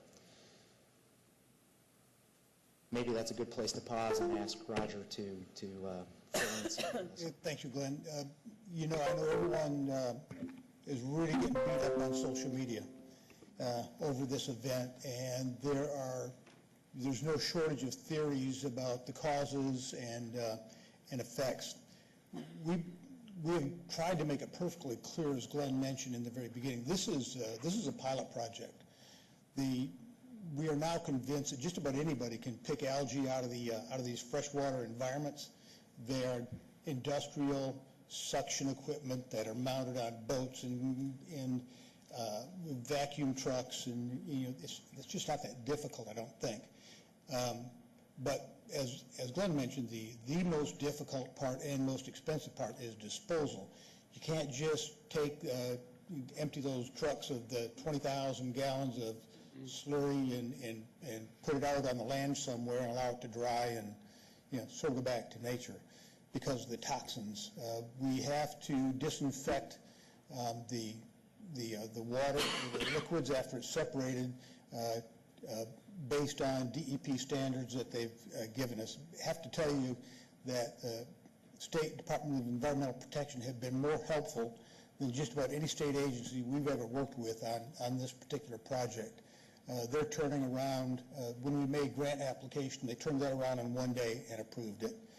And then we're on the phone with them constantly, as is our contractor, trying to really nail down the kind of lab work that's required to prove that the liquid's been disinfected before we dispose of it. We've not yet been able to dispose any of that. The solids that come from the cleanup will go to our landfill, which is in Hendry County. That part is fairly simple. It's the disposal of the liquids that are the most difficult part. Our contractor for that process is a company called AECOM. They're an international engineering firm, and the reason we chose them is because they were under contract with the State Department of DEP for environmental cleanup. So that allowed us to piggyback on that contract. So we didn't have to go through the competitive negotiation process, which would have taken no less than 60 to 90 days. And clearly we needed to get busy right away. Want to thank the cities for the close coordination on all of these events, particularly Sanibel, Cape Coral, and Fort Myers Beach. If you wouldn't see it because it's all happening behind the scenes. Normally, people would suggest that local governments don't get along too well. Never seen an effort quite like this, even more so than cleanup after the hurricane. So we go on from there, Glenn? Yes, sir. So I think what we would ask of you as the TDC is to make a recommendation to the Board of County Commissioners that we utilize tourist development tax. Is that working? Utilize tourist development tax on an as-needed basis for beach cleanup reimbursements. As I mentioned, we already have $400,000 from the state. We're engaged with them right now trying to draw down additional funds. Pretty optimistic that can happen. But at the end of the day, we're not sure how long this event will last. We're not sure how much it will cost. We do have $11.4 million of excess tourist development tax reserves. And so because you don't have a meeting in September, we thought it wise to just ask you now for really an open-ended recommendation to the board. But part of that, and it's a fairly minor part, but nonetheless important, would like to ask Jesse Lavender, our Parks Director, to just show you the mechanical rakes that we're considering to help with this process. And as Jesse's going to the podium, the reason that the cleanup is so unpredictable, in meeting with FWC yesterday and based on Jesse's observations when he did an aerial assessment, you may notice on certain days the beaches are cleaner than others. We don't get quite as much marine life washing on shore. It is based almost exclusively on the wind direction and the tide cycle. There is offshore a very large floating island of dead sea life.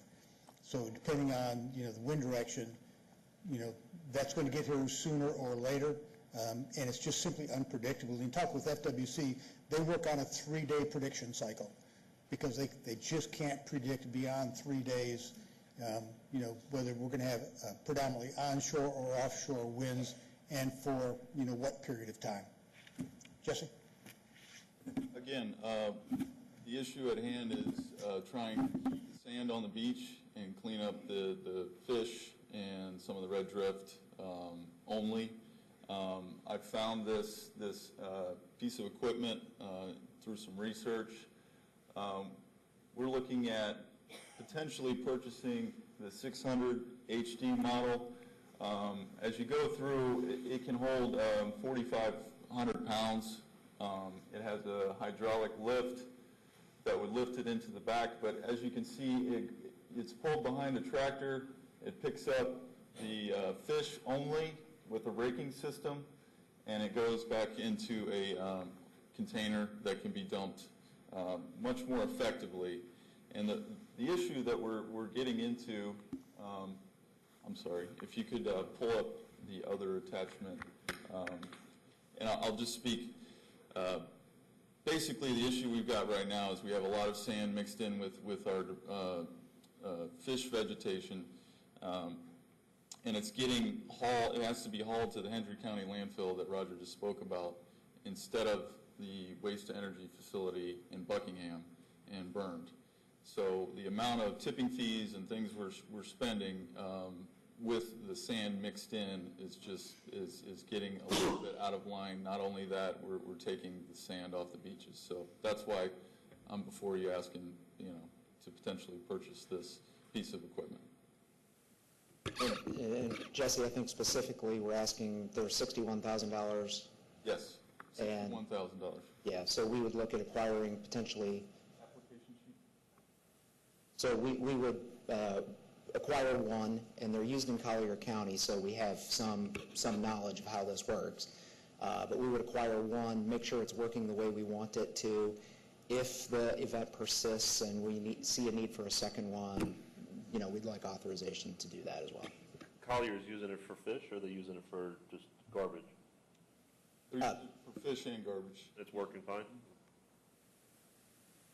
So this is just a couple snapshots of before and after the application. If you see the after effects of how clean the beach is, it's raked and.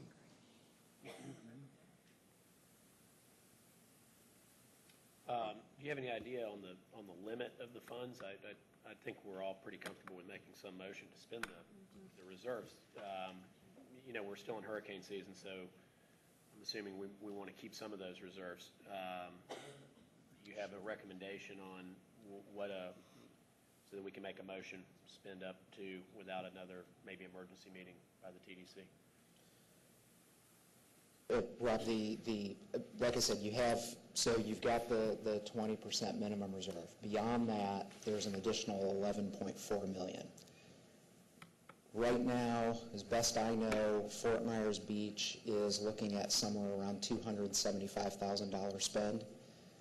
Lee County's looking at something just in excess of $200,000 spend. Sanibel is significantly above that, of course.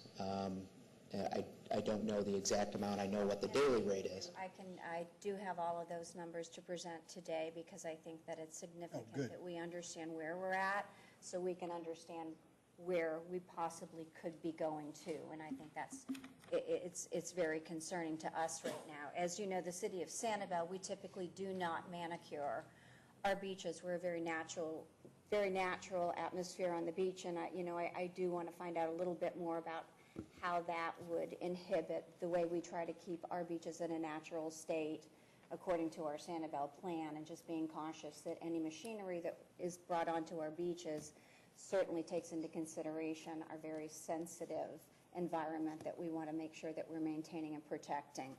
To date, the city of Sanibel has picked up approximately 535,000 pounds of contractor picked up items from the beaches. That equates to 267 tons that Sanibel alone has picked up to date as of, I believe the figures were as of yesterday, the 8th.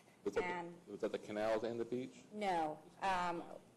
The canals, we kept out of the figures. These are actually TDC reimbursable numbers. So we're trying to keep our figures separate because we know that there are specifications that we have to be guided through for what we can use TDC. We understand at this time canal cleanup, which is a significant part of our cleanup, is not able to be considered for TDC funds at this time. So we do have the numbers for both. Currently, we're at almost $75,000 a day. That's about $500,000, a little more than $500,000. That is our total. We do have the breakout for the beach and shoreline. We have 14 miles of beaches. We have traversed approximately, as of the 7th, 58 miles of beach cleanup since our cleanup efforts have started. Our efforts have started since we had the whale shark come ashore. On the 22nd is when that was our first cleanup effort, but our contractors actually did start August 1st. Those are the numbers that I'm giving you strictly for the August 1st up until close of day yesterday. So we're really concerned. I can tell you, as a hotelier, as a bed taxpayer, I look at a hurricane, we have a beginning, we have a pre, we have a during, and we have a cleanup after. Right now, we don't know on any tide or wind movement where it could be. We've had cleanup all around the island. We've been heavy on one side, light in other areas. We're starting to see some shifts. So although we might have a couple days that seem like we have like a little bit of light at the end of the tunnel, another day we're seeing the fish kills and cleanups. I did talk to Captain Chris Whitman from Captains from Clean Water this morning. They are doing water sampling, and they are out in the waters right now to be looking at to see if there are any additional kills that they're seeing. Their captains are out there, and they have Bill Mitch from FGCU, who's doing, which some of you may be familiar with, who is going to be doing the testing and looking out there to see what we see offshore. And a wind shift could take it to any of us, anytime, and we're just really concerned about the amount of funding, and we really appreciate you looking at the open-ended funding that you're considering right now. I would further ask that our executive director of TAM would possibly be able to, have the ability to allocate those funds to us in the absence if needed. I don't know how that's handled. For the next 2 months, when you do not have your meeting next month, if there's anything more that you need to be doing, Tam? Well, I think that's really helpful information to me, because what it tells me is, and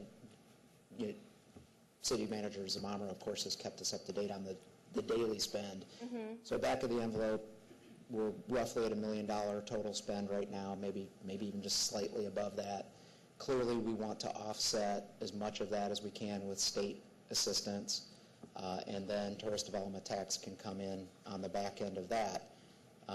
So I don't know about a not to exceed number, Rob. It seems to me we might just keep it a little more open-ended. There are sufficient funds available. I'd look to the commissioner here also, but I think I don't want to get out in front of our commission, but on the fish cleanup in particular in the waterways, I think what we're recommending and our commissioners are telling us is let's try to use state assistance there since it's not bed tax eligible, so that we can do everything we can to help our cities, and then then we'll come back with reimbursements. To the question to Tam, I think it'll be done on a reimbursement basis. Okay. So really there's a fiscal process for that. The city will submit, it'll all be verified, ultimately approved by the county commission. But because it would be good to have that open-ended recommendation from this body. It's not absolutely required, but That would be inclusive, that would be at the 11.4 million that we do have the reserves in. Is that my understanding? well, we have $100,000 and Tam or her staff may want to jump in here. We have $100,000 allocated. Mm-hmm. We're clearly going to eclipse that, so we would be taking it from the excess common reserve, and that excess right now, the total reserve is about almost 17 million. The excess reserve is 11.4 million. Okay. That's where these funds would be coming from. But that said, no one anticipates anywhere near that amount, and clearly we're looking to work with the state to. We would hope not. Right. We would hope Right. not. I'm sure everybody's doing everything they can to control the expenditures. So two quick questions. Is there anything else that we've got sports related that might be earmarked for some of those reserves, the 11.4? Like that's, right? Well, That's kind of already in action? No, we don't have any earmarks for it, but we are scheduled. Yeah, we are tentatively scheduled to conduct a workshop with the Board of County Commissioners about projects that might be using those reserves. Okay. So yeah, there's a lot of designs on those monies. It's not, I'm not sitting here telling you that, oh, don't worry about it. That's not what I'm saying. I'm simply saying there's adequate capacity, and given the assistance that we anticipate from the state, I think we're going to be okay here. This isn't too problematic. And the second part is your thought, to clarify what you said, that the state funds would help us clear out the canals, and then the funds from the bed tax would be used for the beaches, right? That's how we have to use it because it's restricted? Our recommendation would be to use the state monies up front to take care of everything we can that's not bed tax eligible. Okay. And then hopefully they'll give us enough assistance that we can also use it for bed tax eligible expenditures as well, so that we don't have to draw down all of our reserves for this cleanup. That's the hope. So canals are not bed tax eligible? No. That's why I'm just, okay. Not at this time. It is interesting to note that the governor's executive order included 7 counties. Up until yesterday, we were the only county that applied for any of that $3 million at all. Yesterday, Martin County declared a state of emergency based on algae, and it looks like they'll be receiving $700,000 of the $3 million. Thank you. I believe the governor did expand to red tide yesterday as well, if I'm not mistaken. Actually, I'm not sure about that, but they had already made the determination that his previous declaration encompassed red tide. It was harmful algal blooms, so it covered blue-green and red tide and red drift algae. Go back to Rob, make sure, did you have any other questions? We kind of sidetracked. I got a question for the podium. Up there. Are we trying to approve this, or are we looking for approval for the purchase of this equipment? Is that where we're at right now? Yes, sir. Just one other question. As this piece of machinery moves along, when it goes to dump its load, is there a machine behind it, or we already have that available? We already have that available. Front loader. The dump truck. It actually hydraulically lifts the catch basin into a dump truck. Into a dump truck. Okay. I think, and you say this has already been done in Collier County? It's being done in Collier County, yes, sir. Okay. I'm all for it myself. How many of the units are we looking to purchase? We're going to purchase one. The company has two available, so we're going to see how the first one goes. I'm just looking at, it can be here in a week, so if this lasts any longer, we can use it during this Red Tide event. I had Rob, and then Fran after that. Rob? I'd question whether if you have enough support, supporting pieces of equipment, if you should purchase two of them. If you know it works in Collier. That's a good question. Where do you plan on having those particular units? Well, I'm not going to be able to use this unit on the Causeway Islands, but I am going to be able to use it. I spoke with Eve Haverfield, and we have to coordinate this cleanup with every turtle entity that we have along the shoreline. So it's really no different than taking a bulldozer down the beach, which is currently being done. So the application would be good for Boca Grande, the Fort Myers Beach parks, as well as Bonita Beach. Rob, our intention here is to use it in both the unincorporated beaches that we're responsible for, and then coordinate with the cities for use there as well. Okay. I was just going to suggest that we get two of them also, Rob. I think one is enough, especially if they have two of them available. And that's all they have. And that's all, yeah. I think of the spread of the county, my God, between Boca Grande all the way down to Bonita. I mean, that's a long haul for one machine to try to cover all that. I would agree. With that. Would you need a separate motion for the purchase of the equipment? How do you want to do it, Glenn? Whatever so one motion for the emergency beach cleanup open-ended funds, and then the second for two mechanical rigs. Sounds good. Rob, then Colleen. We need to make a legislative finding on the purchase of the equipment. We do not. Colleen? Could we, because we don't meet again, could we get updates maybe from you guys on how it's going so that we could just get a feel for? You bet. That'd be great.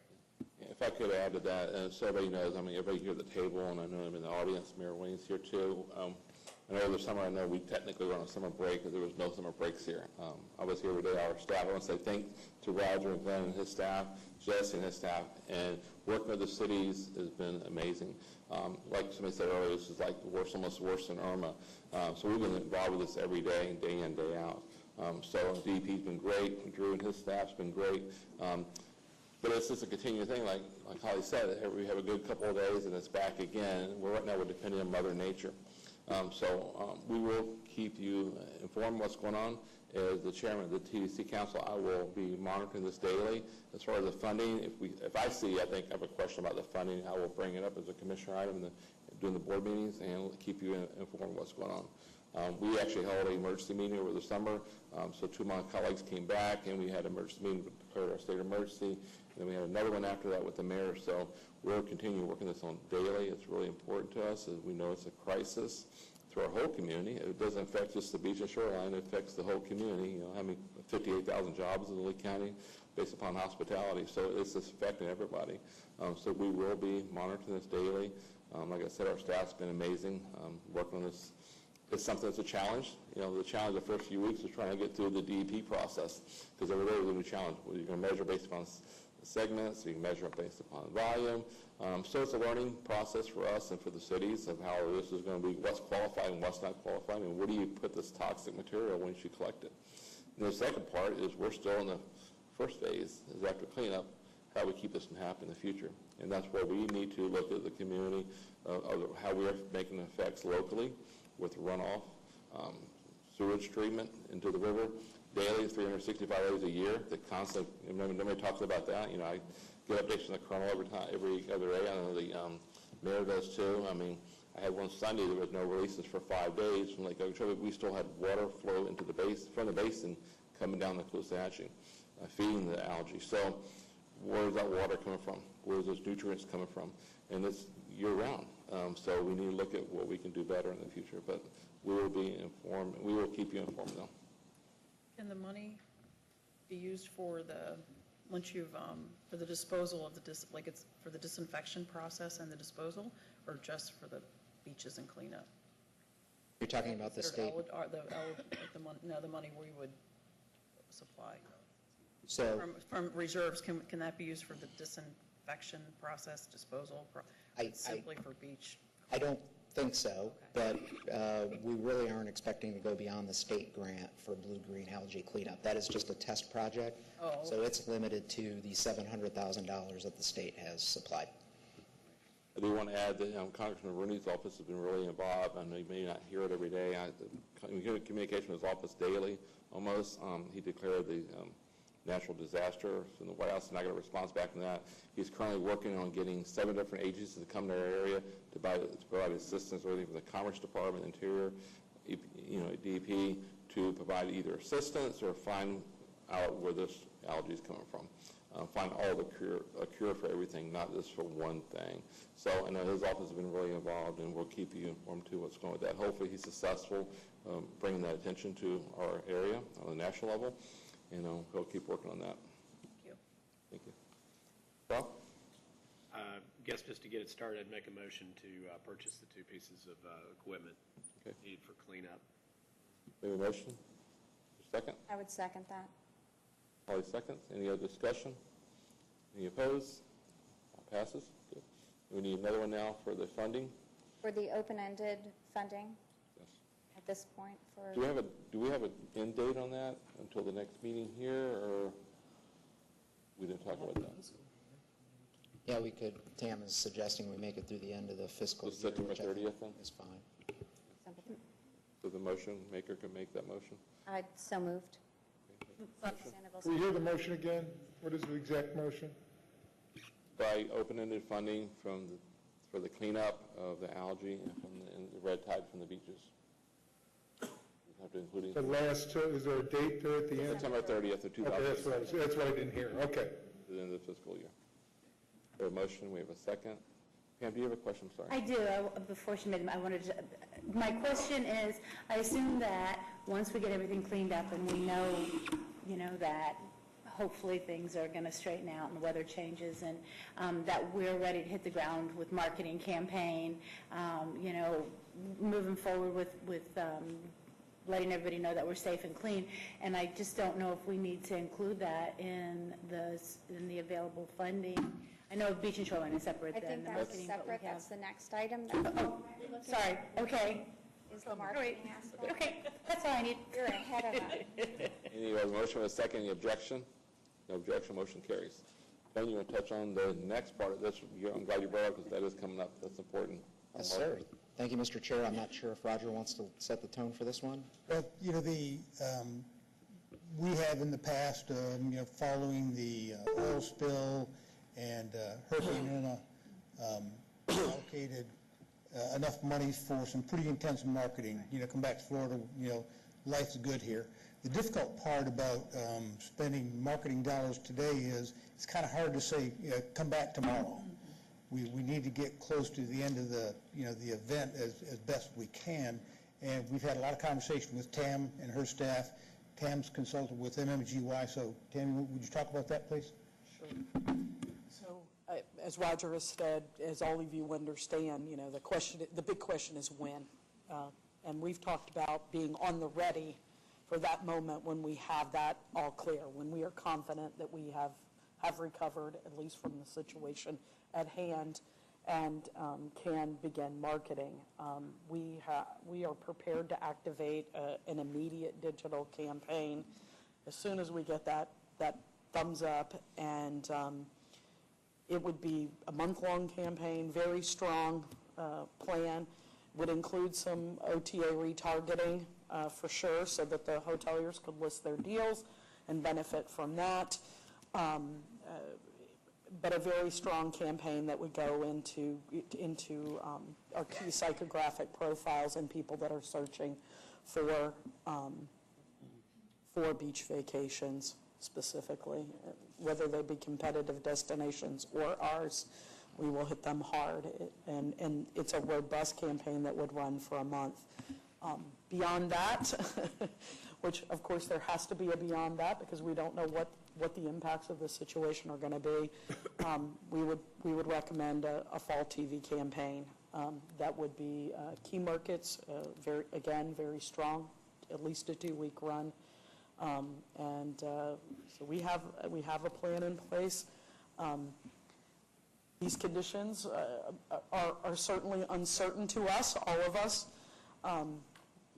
What happens if this lingers longer? Do we have another plan? If we suffer for months at a time, we're going to have another plan, and we do. We don't want to have to activate that second plan, but we will. So what we're asking for is a motion to set aside $1 million from the reserve fund for the marketing event as soon as we're ready to pull the trigger. I'll move that motion. Second. I need to clarify how We have a motion and a second. Holly? I just had a couple of questions. So right now, this is changing every day. So there is a phase plan of marketing. I can tell you, and everyone sitting around this table knows, there's marketing going on, unfortunately, all over the world right now addressing our problem. It's not local, it's not state, it's national, it's international. National Geographic did a piece last night. So this is something that we know, hopefully, this is going to, one part of this issue is going to be taken care of a little bit, meaning the red tide. We will always say we do have concerns about Lake Okeechobee and our own watershed and how that really affects our area, and will continue to do so. But my question would be, how are we going to be marketing, in different phases? Is the dollars that you're looking at kind of consistent with what you found after Charlie, after Irma? We've been through many disastrous situations together in this area. So these are my questions because I want to make sure that we have the ability to get out and let people know, come on back, get ready to be here, because right now the message, which might be a very short-term message, is be concerned, this is what we're seeing. They're not putting out the positive message. They're putting out, I've supplied a lot of photographs today that I hope everybody goes through, that's our real life today. So we just want to be ready for when we're ready to say, come on back. I think being nimble is a really important part of our office's obligation to this community, and I think you've seen it. You've seen it during the oil spill when there was a crisis in the Gulf, but one that didn't affect us, and we handled that one way. Mm-hmm. You've seen a reaction post-Hurricane Charlie 14 years ago. That's hard to believe, but it's 14 years ago. And you've seen a reaction last year after Hurricane Irma. Each one of those very different, but each one of those handled in a way that helped us bring our marketing back afterwards. I think in the oil spill, I think we used about $700,000. Post Charlie, I think it was over $1 million, 1.2, I believe. And Irma last year, we added we heavied up in the fall and added $500,000.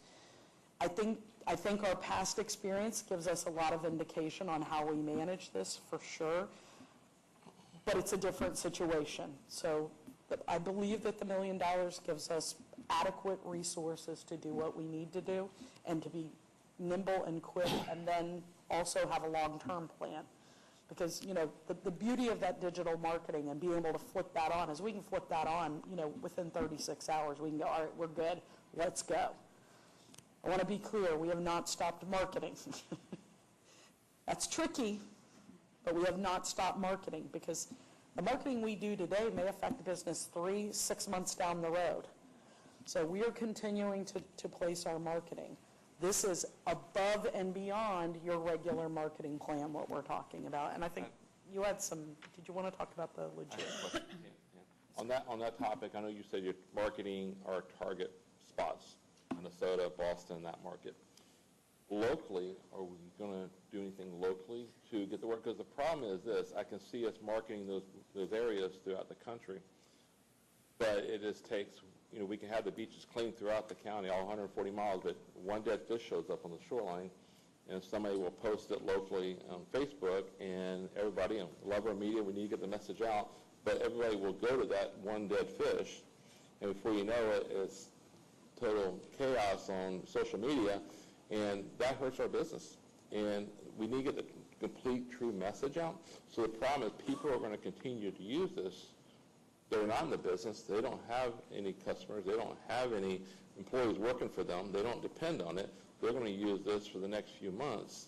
It's that time of year, on a state level election year, to bring attention, fundraising their own self. Either it's out doing a parade or they're selling T-shirts or something. They're going to continue to use this. But at the end of the day, your customers, your employees, your business is the ones hurting from this. So what are we going to do on a local level to put the good message out, show the beaches after they're cleaned up, show that there is a break in the tide and there's not dead fish on the beach. The beaches are open today and people can breathe. And my second question is, how are we going to start, and this is back to staff too, we haven't had this discussion on the board level yet, is sort of water quality. I know we have people testing water. They're qualified people out testing water, DEP's testing. Are we getting information out to the public? And two, air quality. Are we going to go back and ask one of these agencies to perform air quality so people can not only swim in the water, they also feel safe breathing the air around the water? So that's a question we can talk about later too. But my thing is locally, I think we need to be marketing, or I know we're not trying to attract people locally to come to our hotels and restaurants, but what happens is they will start the story here, and that's the only thing everybody are hearing across the country. They're not seeing our marketing because we're having to pay for it. They're using the free social media to get the negative message out, and people pick it up and they run with it. So I think we need to be looking at trying to project a local message too, that if the beaches are clean, then that's what the beaches look like. So have you done that before as far as looking locally? Well, I defer to Glenn, but just to start with social media, absolutely. We understand that social media is an amazing tool. And, quite frankly, we have over 600, almost 700,000 followers on our Facebook page, the VCB's Facebook page. But that page is followed by a lot of local people as well. Right. And I can tell because I know who's commenting on it, and they're local people sharing these lovely pictures. Which, as we know, we're all ambassadors for this community. So I think one of the most important messages that we send as an organization outward is you too are an ambassador for the community. What you share socially, you are sharing with the world because people pick it up. They share it with people they know. You tell one person, they tell one person. The old Fabergé commercial, it goes everywhere, like wildfire now. So it is very important what we say locally. Certainly, we've worked with county administration. They have a local outreach plan that I think I'd prefer they describe to you, but we're a big part of that message because that message affects our message. And we're actually doing that on our Lee County website. We changed the front page from the Irma cleanup to the red tide algae. So we are actually from that informational standpoint. But I'm just trying to say we need to do a better job trying to promote that local message to our local residents, and hopefully our local residents will help us rolling this together and to help our businesses and our community by getting this to resolve this cleanup. Very quickly, Commissioner's right. We've been working on a fairly robust communications campaign, and our thank you to the media for reporting all of the actions that have been taken so far, and they continually update the story, and they've done a really good job of that. Additionally, as Commissioner mentioned, we created a landing page on the Lee County website that is specifically for information on both algae and red tide events with links to each of the cities. We have coordinated with the cities so that the link that we put on our web page goes to the exact page that they want people to see in the cities.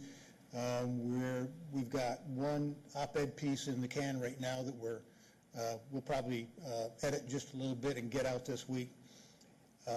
And then on the issue of, Commissioner mentions the water quality. When we met with Fish and Wildlife yesterday, they went to their website or someone's website, but they're testing the water, multiple times a day, and they told us exactly what the, I forget what the measurement is, but what the red tide count was in the water as we were sitting there. They were also able to tell us on the spot what the quantity, what the flow rate coming out of the locks is, water coming from the lake. Yesterday afternoon it was at 2,000 cubic feet per second, which was actually pretty good. That's helpful for raising the salinity in the river, which kills the blue-green algae. So we have all that information that we're trying to disseminate. In the conversation with FWC yesterday, we agreed that we would partner on that to make sure that all the information we disseminate is factually accurate. So they'll be helping us to fact check all of that. So it's a daily event. We spend a lot of time every day working with just this issue. And I think that's really important that everyone that's getting on our websites understands what we are doing, because I think there's a lot of conversation on social media and accusations of what is not being done.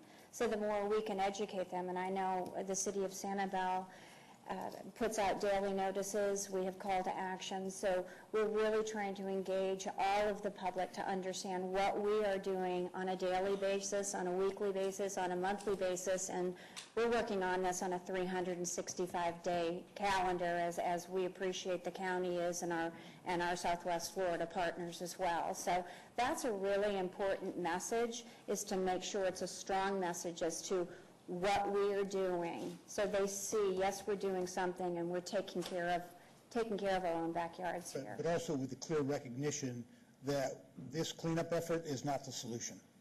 We certainly, as city, we certainly understand that. And the cleanup. So we have a motion, we have a second. Kelly? Some discussion on that? Yes. We've been through some crises, obviously, since Charlie, and if Charlie, we spent 1.2, that was pretty focused on us because it came through here. Some of those other things, like BP oil spill, not focused on us. We paid the price, and we spent $700,000 to fix that. My thought is we start with $1 million, and that we offer you a contingency of another $500,000. And I'm not throwing these numbers out. Like, I recognize this is big money, but this is the first time. This is ours. Like, this is our community making CNN the front page of news. Like, it's about Lee County and Fort Myers, because right now we seem to be getting so much of the news. We have to react for us. My recommendation is we start with that $1 million, but give you the opportunity to have another $500,000 contingency fund that you don't need our approval to move forward with, because if we don't know what the next 8 to 10 weeks bring. I don't know that. I don't know. I just think if that was what we spent 14 years ago for Charlie, then $1 million now can't compare for 14 years ago. Like, I know you have a plan, but I'm not, I think we've got a long road ahead of us because it's not stopped yet. Charlie was a 2-day event that became a very significant impact for us, but this isn't stopped. If this goes another 2 weeks, that's 2 more weeks that's getting ingrained in people's heads that that we're in trouble. Well, that's why I think we were saying how the next meeting in October, this $1 million will carry us over to October, and if we need to have that conversation, we could do that too. Unless there's consensus to change the motion. It's up to you, the council. I would be hopeful that you could start spending $1 million between now and October, but I doubt it. Okay. It's just, it's just the fact that I don't think we're at the end of this. So, and it'd be detrimental if we get into marketing too early. I'm not asking you to do that. to you. Yeah. I wouldn't waste your money. Yeah. this is just such an unknown. Yeah. I just don't want to be limited. No, I agree. I'm all for unlimited on the marketing, but I think it comes down to timing. I think we'll be meeting before you're going to need to even start spending it. And they always say the reserves for a rainy day. It's definitely a rainy day. So this is a good time for this, and most important, this is Absolutely. exactly. We just did that 2 weeks ago for us. So, we have a motion and a second. Any other discussion? Any objection? Motion carries. Thank you for your support for that. I think it's really important we continue this marketing. That completes our report.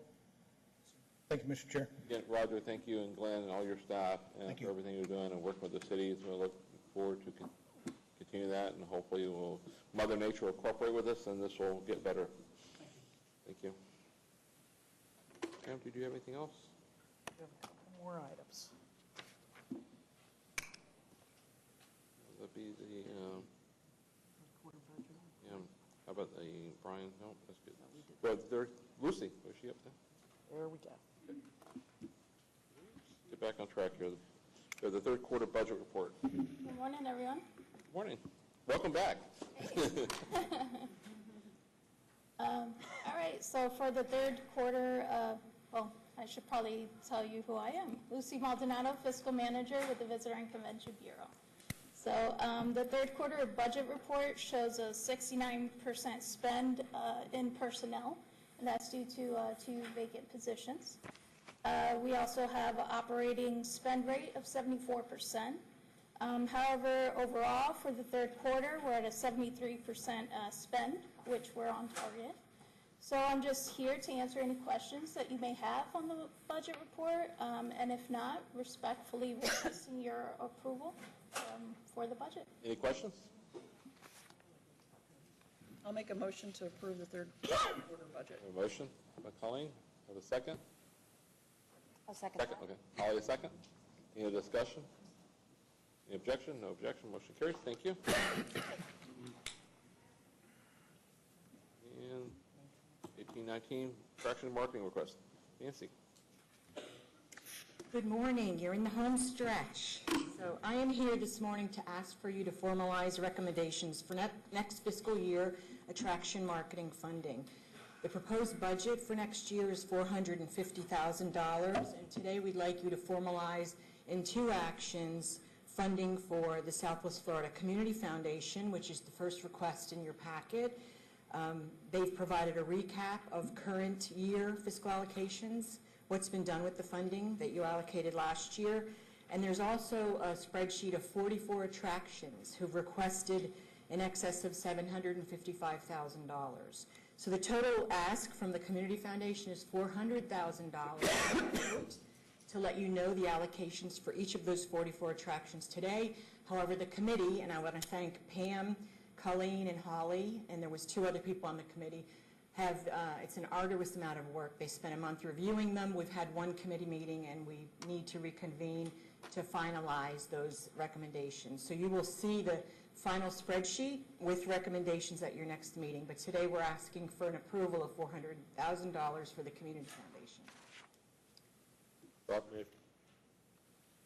Was that a motion? Sorry. Motion. Is there a second? Second. Tony, second. Any other discussion? Any objection? No objection. Motion carries. Thank you. Thank you. And the final allocation of $50,000 is for the Edison and Ford Winter Estates. And they've included a recap in your packet. Any questions, discussions, or motion? I'd make a motion to move that. A motion, a second. Any other discussion? Any objection? No objection? Thank you. Thank Good. you. Thank you. Thank you. And we've got our RSW report. Fran, thank you. You're welcome. Any council information? Just a couple of things. One, I want to remind you that there are 2 items in your packet, some outlooks from U.S. travel. Those are maybe of interest to you. A reminder about Governor's Conference, and for those of you that have indicated you're going to be joining us, you have a shirt on your table. E-Awards, Governor's Conference is September 12th through 14th, and E-Awards is August 30th at 8 a.m. at the Hyatt, so please put that on your calendar. I've not committed to the September 12th trip. I'm waiting to see what happens here. So it's been kind of busy here, so I wasn't going to leave yet. Sure has. Fran passed out some information. Fran, you want to get the update what's going on at the airport? All the good information. We got 6 new direct flights. Great. Anybody have any questions or comments about that? Okay. So we'll go around to TDC members. Tony, do you have anything? Yeah, I got some positive news. Yeah. I kind of like Admiral Nimitz when he went to Pearl Harbor, but no, this is better. On August 18th, we are celebrating, talk about social media, we're celebrating our 100,000 followers at Facebook. So we're having a nice pool party with a DJ, going on all day long. And then I invited my cousins, the Zambellis, in the afternoon, late afternoon, for a little fireworks show on the beach. So it's August 18th, chance to celebrate, and let's hope there's no problems on the beach. But we're looking forward to it. Like Pam said before, you guys are you're our ambassadors for the area, so you have opportunity there to get a lot of messaging out. A lot of good fun. It'll be a good party, you know, we're sure of it. Okay? That's all I got. Rob?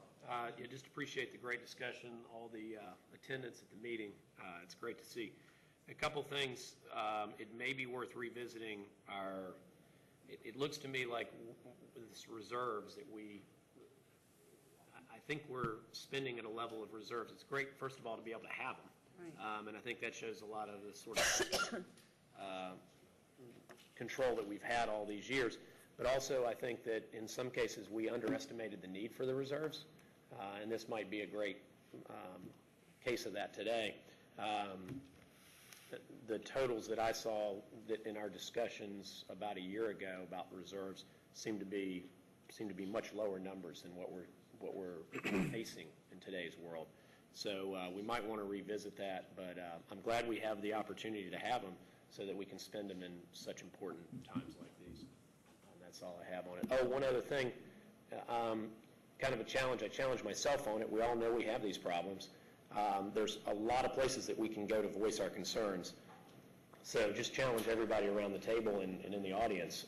Take the time, it's not long, to go and make sure that your voice is heard by people that may be able to do some things about our water quality.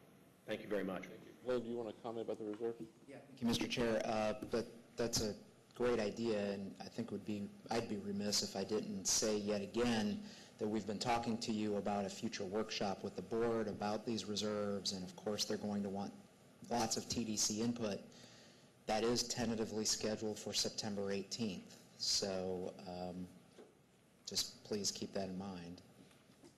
And that will be a preliminary discussion with the board in a workshop environment, and so no doubt they will throw it back to the TDC as well. And as your chairman and you guys are my ambassadors, please let me know before that any direction or any input you'd like to have before that, because I need to hear from you for that. 1:30 in this room.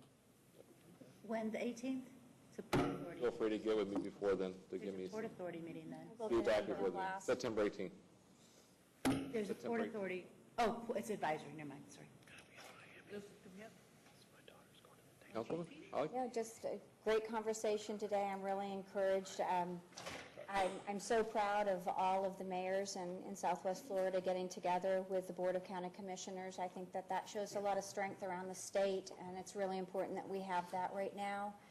And tough times right now, but we'll weather through and soldier on. So thank you. Thank you. Bill? I attended the FRLA summit this last 2 days, and you get these takeaways from these little seminars. But one of the ones that I took away, which wasn't aware of, and we didn't utilize it as a company, was that there was an employee retention credit for the disaster tax relief bill that they submitted in 2017. It gives businesses that retain staff up to a $2,400 credit per employee. So if you haven't gotten that last year, I would go back and look at it for this year. It's HR 3823, Section 503. So maybe HR 3823, Section 503. I'm not a CPA, so I'd obviously give it to your accountant, but to look at. But there is tax relief there. They've only done it 3 times, 2005, 2007, 2008. So not many CPAs are aware of it because it's not a regular item. Thing I ask is, as we talk to our federal legislature, these are things that are going to help businesses stay afloat. So any tax credits, SBA loans, I think are going to be very important. So. Great. Thank you. Holly? 2 things. Sitting on the attractions marketing funding, that was amazing to me as somebody who I learned so much about some of the awesome things that our small non-for-profits are doing in our community in regards to arts and culture. So when we get that list out, and you should check out some of these smaller organizations, and of course some of the bigger ones, but it is amazing how much that happens in this community in a year. And if you like the music, the art, the culture that's all coming in, I learned so much by sitting on that committee. So thank you. I love being part of it, but I'm learning a lot, and there's some fun things that are coming in that I definitely am going to participate in. The second thing is we've decided to start, we're bringing Sheena Brook into our chamber lunch on August 16th. We're at St. Charles Yacht Club, because we're going to start a little island hoppers a little early this year for us. So if you want something fun, there's no heavy topic that day. So come listen to Sheena for about a half hour and just enjoy yourself and get ready for island hoppers, which is coming up next month. That's it for me. Great, thank you. Andrew, do you have anything for us? No, thank you. Good. Fran? I just want to say it was a great discussion today. It's really great to see everybody coming together and figuring out that this is something that we need to spend the money on and we need to get it done. And I applaud all of those efforts to get everything taken care of. From the FRLA, just wanted to make note that we'll be having our August monthly luncheon at the Sanibel Harbor Marriott Resort and Spa on August 23rd from 12 to 1:30, and we will be discussing the education tax that's on the proposed November ballot and getting everybody educated on the education tax. So please get your tickets. You can go through the FRLA website or at educationtaxvote.eventbrite.com. See me after if you need that address again. But we look forward to seeing as many people there as we can. So thank you. Great, thank you. Councilman Karyosha? We can't thank the county enough for all they're doing. You guys really, put it together and took the lead on this disaster that we're going through right now. So I wanted to say it in public. Thank you. Yeah, we're all one family, so we've got to work together. That's what. Thank you. Thank you. Pam? Oh, just an echo on that, and I love the tip-off tournament. I hope that the commission will support that too. It sounds like something that'd be great for our area. Thank you. Okay, well, if not, we'll go ahead and adjourn, and we're doing a photo after this, I guess, right, Pam? Group photo, please. Okay, great. Meeting's Please adjourned. don't leave. There we go, we're next door here. Okay. Thank you all.